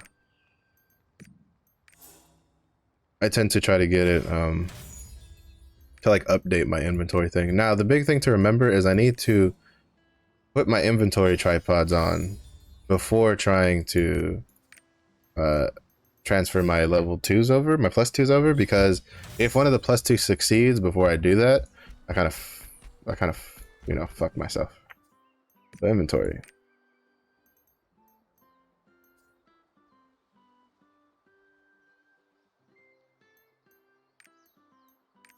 All right, that's that. That's that. That. That's that. That's that. That. Boom, we're done. All right. Now we work with transfers. What do we have? This one has the focus. Where's my... Okay, so this one has earth flip. Do I have 2 earth flips? Oh no, it was... Oh no, this one's limit break. Okay, okay. Limit break. Okay. Here we go. Fuck. We tried. Old man voice didn't work out. And all right, there we go. Second one. All right, second one. I'm feeling it. I'm feeling it. All right. Shit. I'm feeling shit. That's what I'm feeling. All right. We're good though because now we're in. Well, now we will be. That funny moment where I'm like, well, we're in a full thing of purple, and then you're like 0/0 item level, and you're like, oh, what the fuck just happened? So now we are in a full set of purple. We honestly, he had better luck than my scrapper, because my scrapper had to do this a couple times. What's the? Okay, no, there is no color tint right yet. You're right. You don't get color tints till plus 10. So we're plus 6. I'm pretty content with that because we're gonna go do tier 3 boss rushes. By the way, that's gonna be his weekly, so he's gonna get a batch of leap stones from that. Also, I just realized he did. I'm telling you, like I gotta like get better focus when I'm doing this stuff. Okay, we accept this. We've done all of his dailies. Reputations. Yeah, sure, I'll just claim all the... I don't think anything in there was worth getting. This and this. We're gonna go... He has a lot of boss rush tickets, so we're gonna go do those. Because I don't think he did any last week. Which is why I'm kind of surprised he got Bloodstone contribution. I guess maybe because of the logging in and aiding research. Aiding research gives a lot of bonus. Yeah. I got enough. Unbound.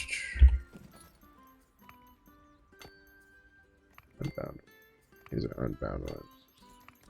Here. Man, I really didn't get a lot of gems out of that. But we'll get gems out of this, baby. Gosh, why am I doing that? I would have healed just going into this. Okay. I feel pretty good about that, personally. I really do think we did a very, very good job there. Right. We're gonna go into tier 3. We're gonna get some. We're gonna do the 2 tier 3 boss rush tickets I have, just to get him some leap stones and just work. You know, Start him off on that. I think my it's the animal brigade, baby. I think my scrapper got a tier 3 cube ticket today. I don't remember. It'll make me sad if he did. What is this? Oh, that's the chosen city. That color looks terrible, but the model looks pretty cool. I can dig the jacket model that it's got rolling.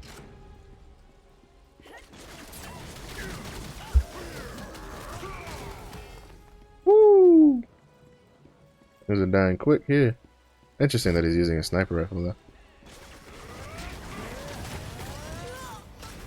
Oh my god. Oh well, actually, why am I surprised? He's 1370. He's gonna deal a shit ton of damage. And he might not be the only one. Oh, am I the only non pistol using person? 1377, 1349. Was that? Oh, never mind. We found the juicer. Thank you. Thank you for your service, Miss Whale. Much appreciated. I very much enjoy easy life. Shit. If I knew I was gonna have someone who was that good. Ooh, Lightning Fury. If I knew someone was gonna be that good in here, I would have rolled in with the like the bosses don't stay alive long enough for me to even build any Fury to get into Berserk form.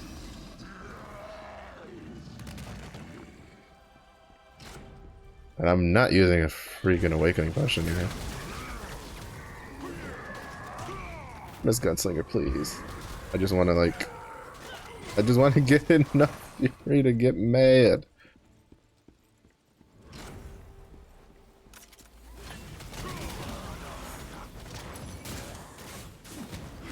Oh shit. Arcella charged herself into the oh, those guns look kind of goofy. Oh my god. Oh please. I can't hit anything, so I can't generate Fury. Please. I just want to get mad. God.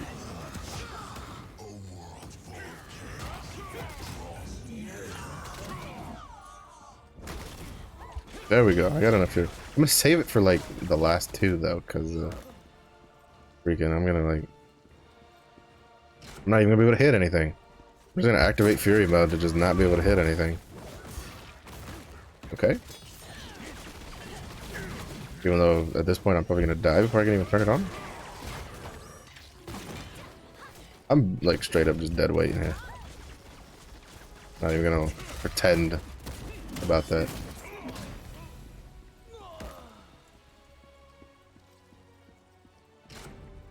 Alright. I'll activate on 13. That's what I'll do. I'm popping this because I refuse to die with a full thing of a Fury. How many Jureticos are we gonna get? Juretico, please. You're annoying. Leave. Bro, that was what, 4 Jureticos in a row?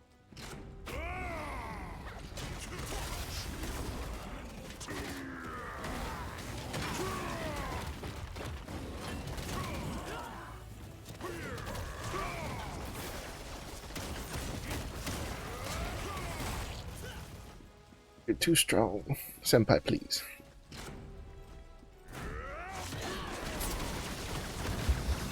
I just want to get damage off, right? I already know I'm not gonna be in the on the screen because I dealt no damage.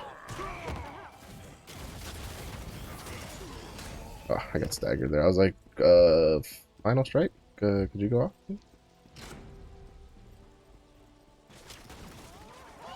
Yeah, I wasn't even gonna try to hit whatever boss came out.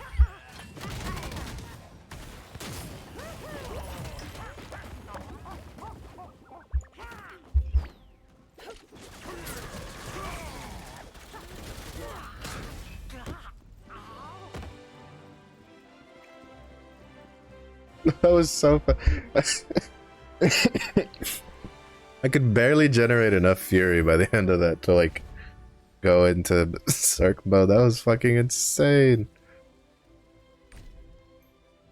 I'm curious how many potions the other gunslinger used. I only used one potion and I got it. I was like, I refuse to die with this full bar of fucking fury before I spend it. That was insane, dude. That was crazy. Alright, we're gonna do one more. And then I think I'm gonna get on my scrapper after this real quick just to see what she has. Because I know she got a ticket. I just don't know off the top of my head if it was tier 1 or tier... Or not tier 1. If it was a cube ticket or a...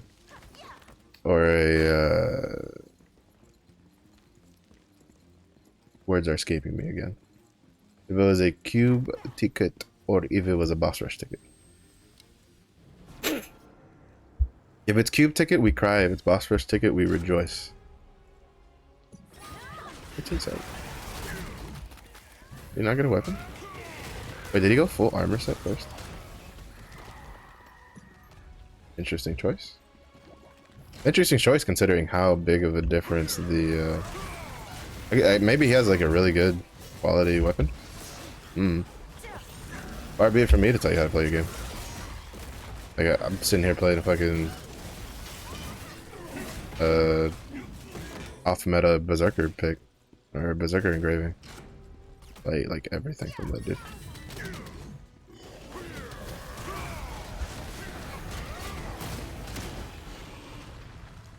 I'm still legally blind. They're not gonna hold that long enough. Oh, he went for the Cerberus. Very interesting picks. Very interesting on the picks.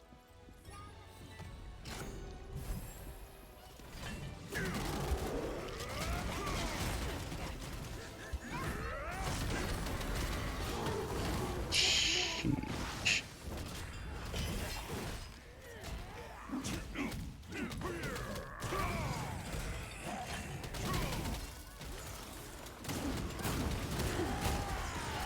Ooh, Bard heal. Yes, MVP, baby. I love you. I love you, boo. I love you, Bard. I ain't never gonna stop loving you, Bard.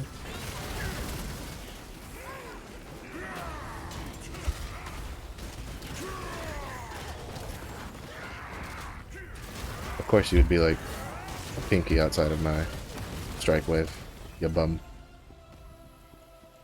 Whee! Angry Berserker! Let's go, baby!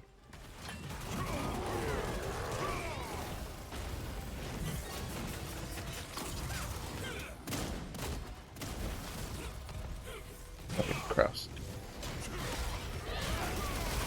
Woo! Nice. That's the one thing I like about Berserker's technique, right? Is that you get crit rate and then you get a lot of crit damage. It's fucking amazing.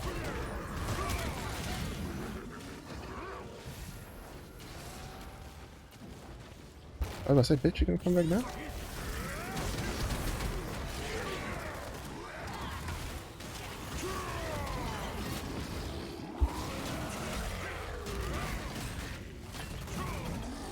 You gonna come back?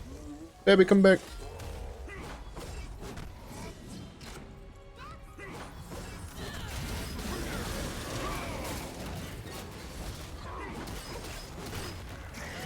Oh. Oh, he back?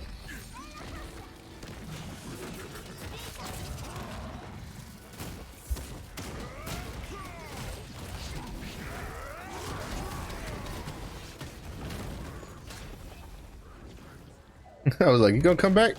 He did, but then he came right back. He was like, yo, I'm here, baby. What you doing? Give me the boot.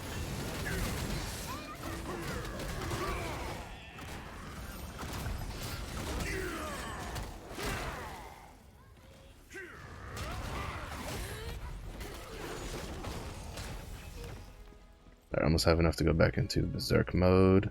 Hopefully I can get enough. This one. There we go. Oh, Mark. It's Mulk.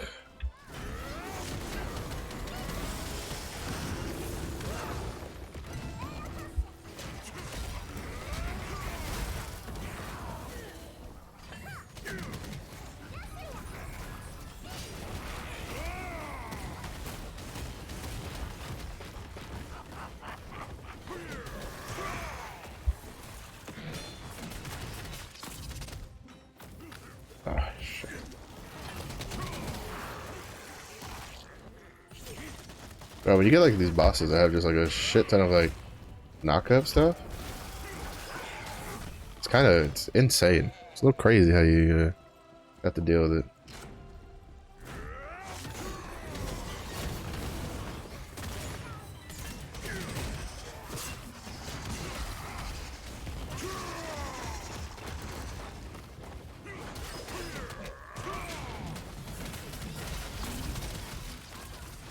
Woo! That was a good like bloody rush placement, if I do say so myself, which I do say so myself.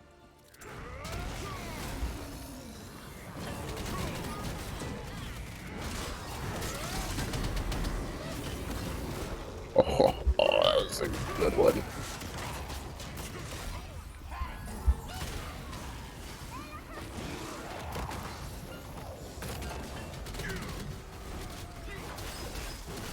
Something I do need to get used to is like auto attacking on the berserker more.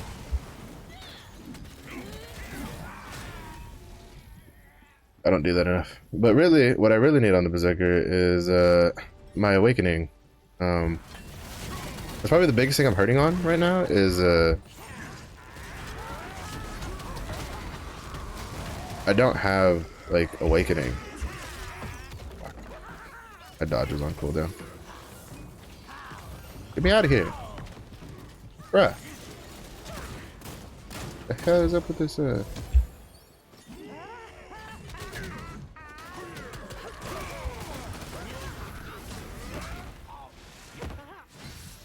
was just getting like knocked down over and over again. It's like, bruh, back up out of my personal space.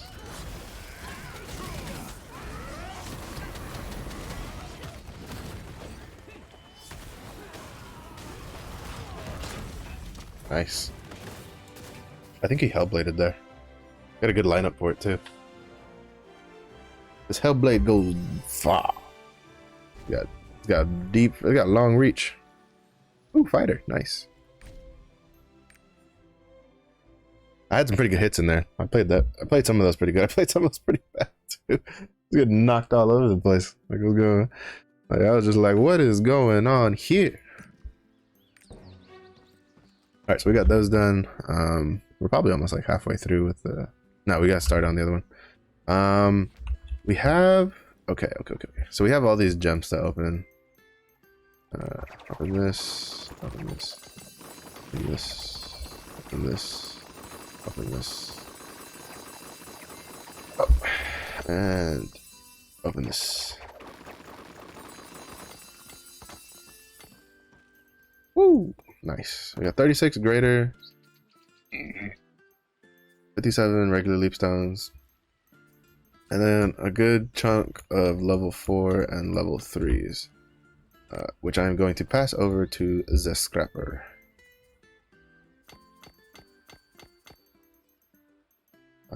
And then the couple level ones I got anyway. Okay. Oh, I should also put my sage powder because this doesn't matter where it's at as long as it's in here. All right, so we got that. I think we are good to go there. So now I'm gonna get back on the Scrapper real quick because I want to double check something. I want to double check. I want to see. I remember she got a ticket from her 1371. I just don't remember what ticket she got. Also, something of note is I got to tier 1 finally, so I can do competitive PvP. So I think I was kind of waiting for that because I don't like doing unranked PvP because right now I feel like it's just full of like 3-man teams.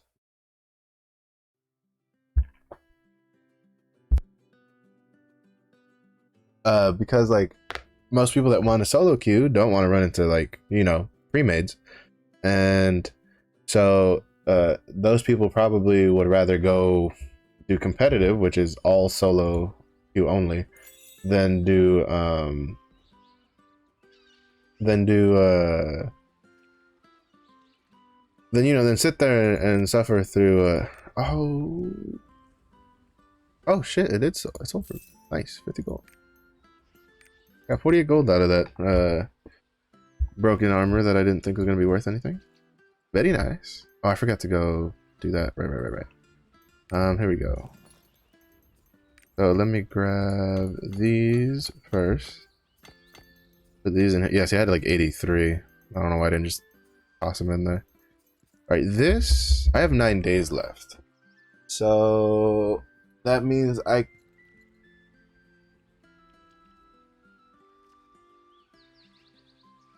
no, there's no way because I would be 2 days left next week, and there's no way I'll get the there's no way I could get the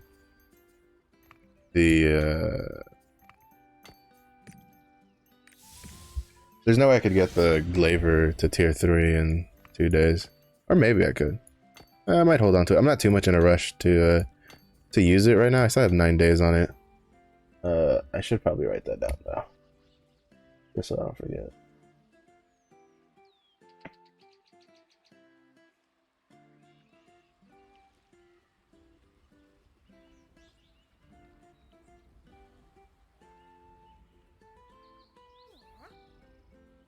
How many days was it again? 9.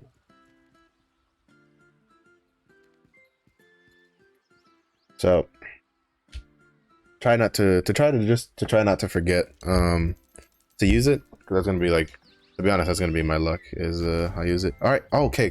Cool. So it was a boss rush ticket. Fantastic. That means I am going to do. We're gonna do that. We're just gonna run that real quick since we're here. Let's get that boss rush out of the way. How many coins do I have left? All right, so I didn't really use up most of the coins.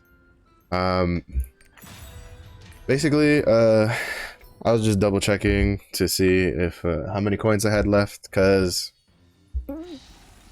I'm just going to ignore the Narini racing. I still don't think I need it with how many coins I have, even if they do extend it by another week, because I have this whole week of getting coins from doing my daily stuff, right? The chaos dungeons, the guardian raid, stuff like that, blah blah blah. I have no real need to like do the Naruni racing and constrain my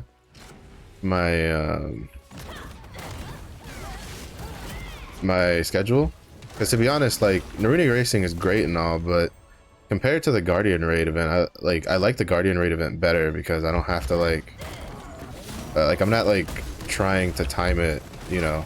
I don't have to glance at the clock all the time to be like, what time is it? Oh my god, am I gonna miss the event? Oh my god, I missed the event. Oh, am I gonna miss it again? Oh my goodness, I missed the event. Like, I don't have to do that with the guardian raid event, right? So I can just do I can just do it at my own speed. So if I can avoid doing the guardian raid or the Naruni racing, then all the better. Really? You don't have to charge twice, you know that? But all the better for me. So that way I don't have to I can just do my schedule and let it free flow like I want.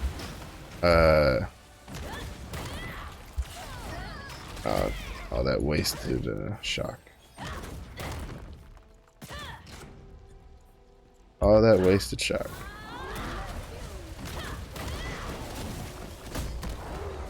But right, so like, you know, it's kind of just like, I don't want to, if I can avoid it, I'd rather not have to do something that completely ties up my schedule. It's the one thing I really didn't like about like doing Tuki Island and doing the doing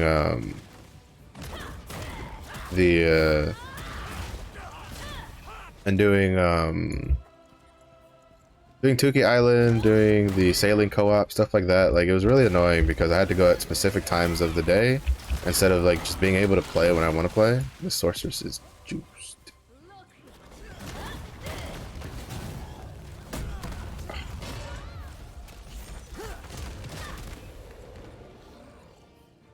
Oh yeah, 14, 13. Yeah, baby. All the big boys came out today.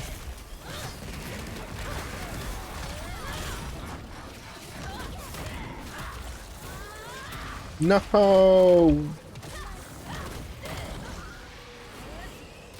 Okay, good. His model didn't actually move. Flower Chameleon, my ass. That's Mark. Don't try to rename him. You know what that is. That's Mark. I know he's Moak. You know he's Moak.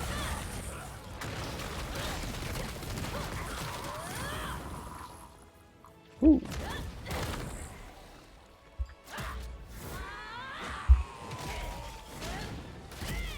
Woo!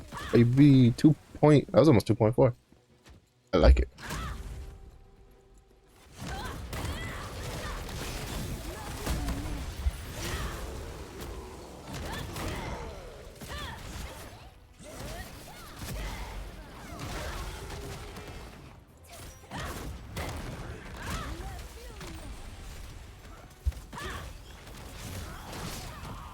Not gonna waste using shock on stuff. That doesn't need it. What the? Oh my god. Oh my god.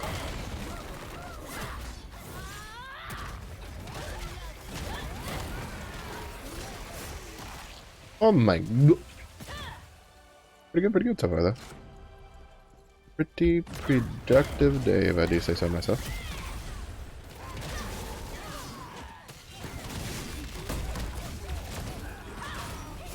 Woo! Those two lined up right next to each other, and that sorceress was like juicy. Slap the shit. Oh my god, Striker, please just ain't a group.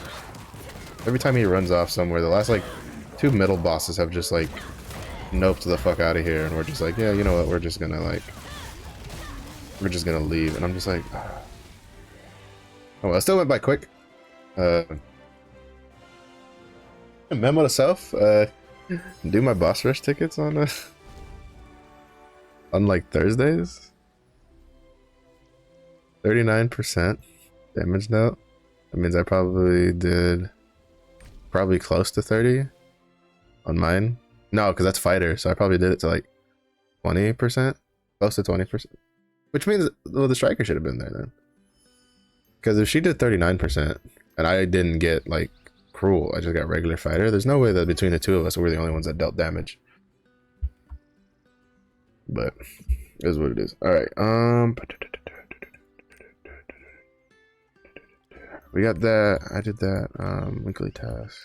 Oh shit, he's almost in tier 3. I didn't realize that. That'll be sick. Yeah, research. I would put up another research, but none of us really do the weekly sailing task bonus, so that would just put us back. So I'd rather just wait to have enough to get like to research the weekly task slot or weekly sailing bonus. So we can get 3 and then just research these 2 and just go from that. So we're level 5. I think we're holding. My friends are kind of like, can we just like open the guild to like random people? I'm like, no, dude. Like, they didn't want to run the guild. They were like, I don't want to do all the logistic stuff. So I was like, you know what, fuck it, I'll do it then. And now they're just like, well, we should like open the guild. And I was like, how about we don't and say we didn't because I don't want to. Because like for me the guild is just a spot to hang out. Yeah, it's nice that the guild has like extra stuff, but to me it's just like a hangout thing. I don't think it's that big of a deal to worry about personally. But so we got an ambush master here, but I like my adrenaline. All right, 1370. So we did the legendary one, or the tier 3.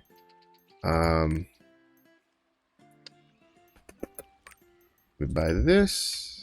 Oh shit! I almost got sidetracked. See, like my brain today, I'm so like I'm kind of running on like a high a little bit with all the stuff we've done. Where's Medea? Medea. Oh really? I'm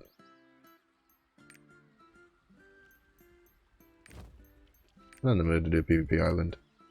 We're going to Oblivion. We're getting more card packs. I honestly just don't care to do PvP Islands. I did a PvP Island last week on the Deadeye on the weekend to try to save up more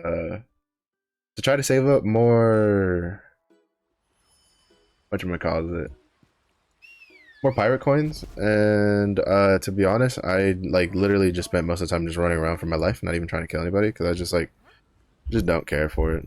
Specifically because the biggest reason I don't care for it is that I have to change my, like, I have to go out of my way, and if I don't make a third if I don't buy the third slot, third skill tab, this one, which is 100. I mean, it's not that much, but still, if I don't buy that, it's like I have to then manually keep changing a build back and forth to give it like the PvP tripods that I need and stuff like that.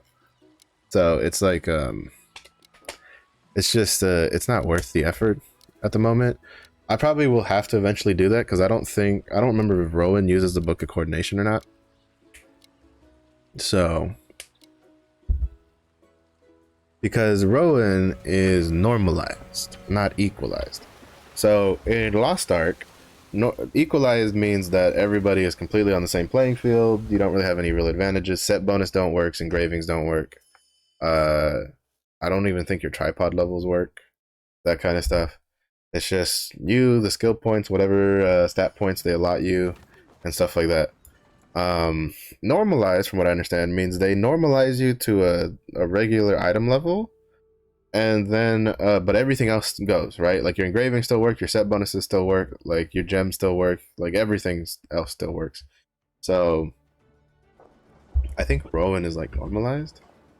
So I think that's how Rowan works. 'Cause I know engravings work in Rowan because a lot of people were, oh my god, I keep forgetting to use this, but that's because I was like, oh no, I can't miss the thing. I'm hoping that +2 change like alters over, because that's huge damage bonus, right? Because that's this ready to attack or ready attack. Like right now it gives me 18% attack power for 3 seconds. If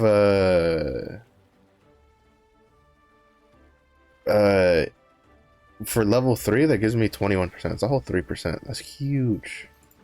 Maintaining that buff before, at the very least, you want to use that buff before you death rattle, chain destruction fist, or supernova. Basically is what you want to do.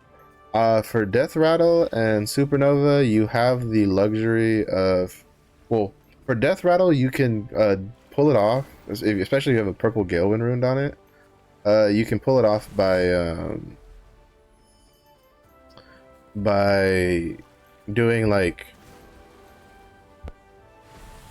doing charging blow into like fierce tiger strike into death rattle. You'll get the death rattle off while still having both buffs active. Chain destruction fist lasts so long that it'll still be kind of tight even with a Galewind rune, but you should be able to, if you do, like, you'd have to do like crushing smite into charging blow into chain destruction fist, but you have to do charging blow before you do chain destruction fist, because chain destruction fist just takes too long to get off. You won't the buff will expire before you get to the last big like slam for chain destruction fist, which is where a lot of its damage comes from. Supernova, I think you could do it for supernova after we get the legendary one, because the point is right now supernova you can only put a blue one on it because there's only 2 purple Galewind runes, and to me I still don't know if I still feel that chain destruction fist as a whole deals more damage than supernova. But I don't know. I guess I probably should just like test that out to see if it's true. And this is going off of the fact that they're both about equally buffed, right? Because the 2 endless rage and shaking ground for me I have level 2 +2s for that, which are the 2 main damage tripods for chain destruction fist. And supernova, I have piercing strike and spineless hit. Again, they are the 2 main damage tripods for supernova, so it's relatively easy to test. Like I could just go to Trixion, you know, do crushing smite into charging blow into chain destruction fist, and then do crushing smite charging blow into supernova, and just see which one deals more damage. This one, when it doesn't crit, it hits for about like 900,000. But this one, the last hit hits for like anywhere. I've seen it hit for like 700,000, while also the preemptive spikes hitting for like anywhere from like 1 to 200,000. Not, and I'm talking like non-crits. When it crits, this crits for almost I think it crits up to like almost 900,000, and then like the crits for the actual like spikes will be like uh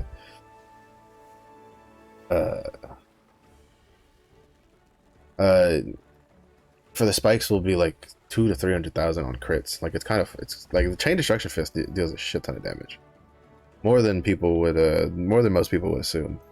Supernova, it's kind of like it can hit really hard, right? I've had this hit for like 2.5 mil on the explosion for a crit, but no, less than that, like 1.9 mil on a crit, because it hits for like 900,000 when it doesn't crit. So it's just like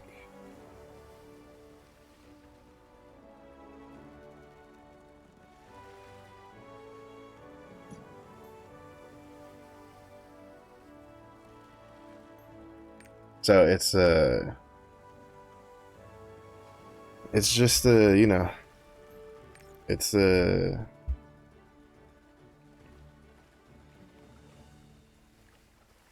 when it you know when it does things, it's kind of I still can't tell. I think they're relatively equal personally. Um, oh hey, look, a fellow Black Fang Sail user.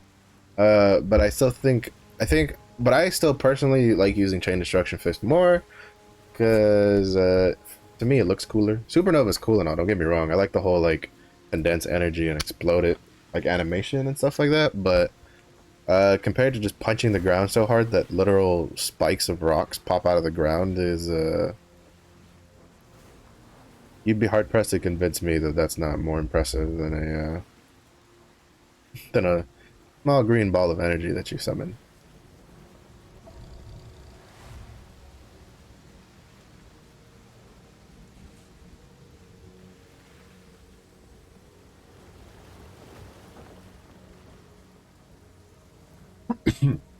So it'll be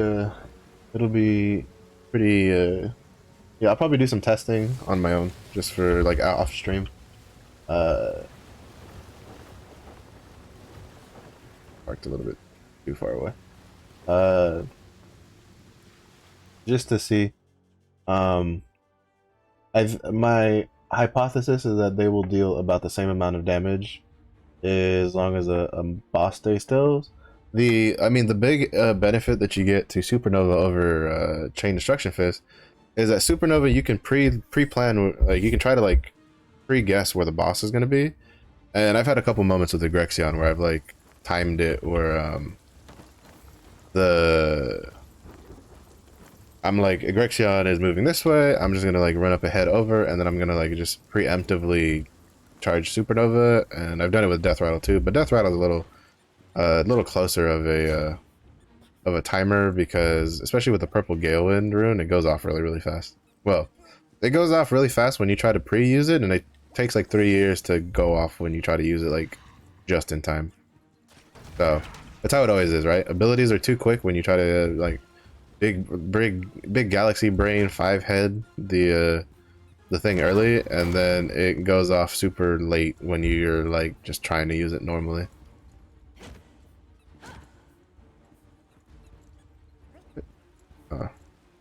For a second it looked different enough that I thought it might have been the preordained set. I haven't seen a single scrapper with the preordained set or with like the 1370 legendary stuff yet. I'm not saying there isn't, because like Choilicious is definitely up there, and there's definitely a bunch of other scrapper mains that are up there, but I'm just saying I personally, in person, have not seen what the hell is this? Arthentine transformation headwear? Is this isn't their like that's not their Platinum Founder skin, is it? That's kind of hideous in my opinion. Drop shooter skin here. That is their ew. I don't like the way that looks at all. I don't like the way that looks at all. I definitely like if I was gonna do it, If I was gonna get, I think the only one that I like is the artillerist one, like for the armor. Yeah, Arthentine Fidelity. Like this looks cool. If I was gonna use it on, I like the armor and the pants on it aren't bad either. If I was gonna use my Platinum Founder pack, I definitely on a gunner. I would have used it on an artillerist because I don't like the way the Deadeye or the Sharpshooter one looks. The Gunslinger one's that bad.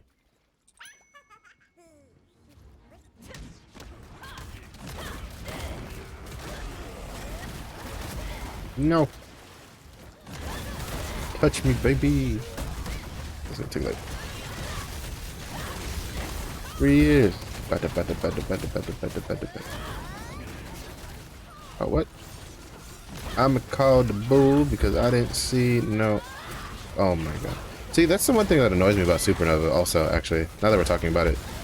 Is, so Supernova hits in front of you. And it hits at a distance. It doesn't hit directly in front of you. It's not like Death Rattle. Because Death Rattle, literally, like, you put your fist forward, you punch directly in front of you, and it just deals damage there. Alright, who brought the butt munch?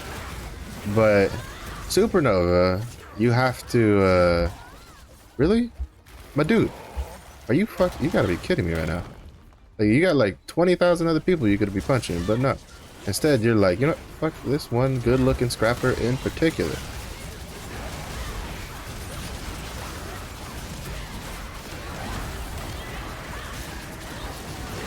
Punchy. Oh my god. Oh my lord.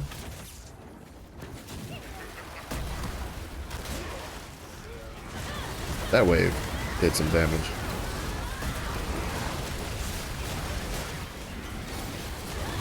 I don't know how low health I was before it hit me because I wasn't paying attention.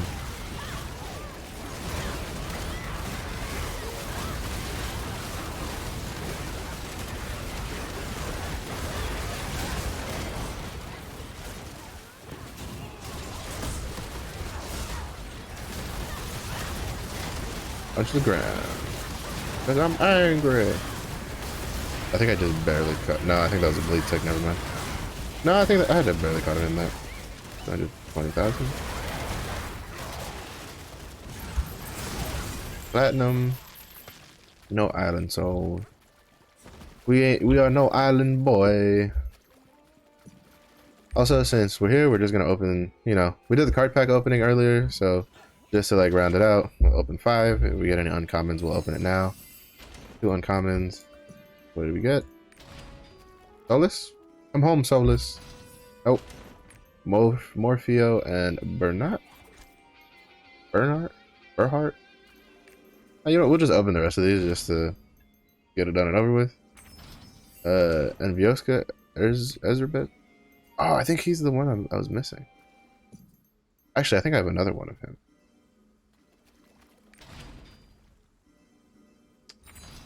Yep, and then Pierre. All right, so that's gonna be pretty much it for the stream, though. I think we had a pretty good stuff rolling. We honed to 1370 on the scrapper. It took a lot out of us, but we had some highs and some lows on the hones, but it still came out pretty good. We opened a bunch of card packs. We kind of came out with a win on the card packs pretty hard. You know, those 3 legendary cards were insane, and we got 1 Solus card.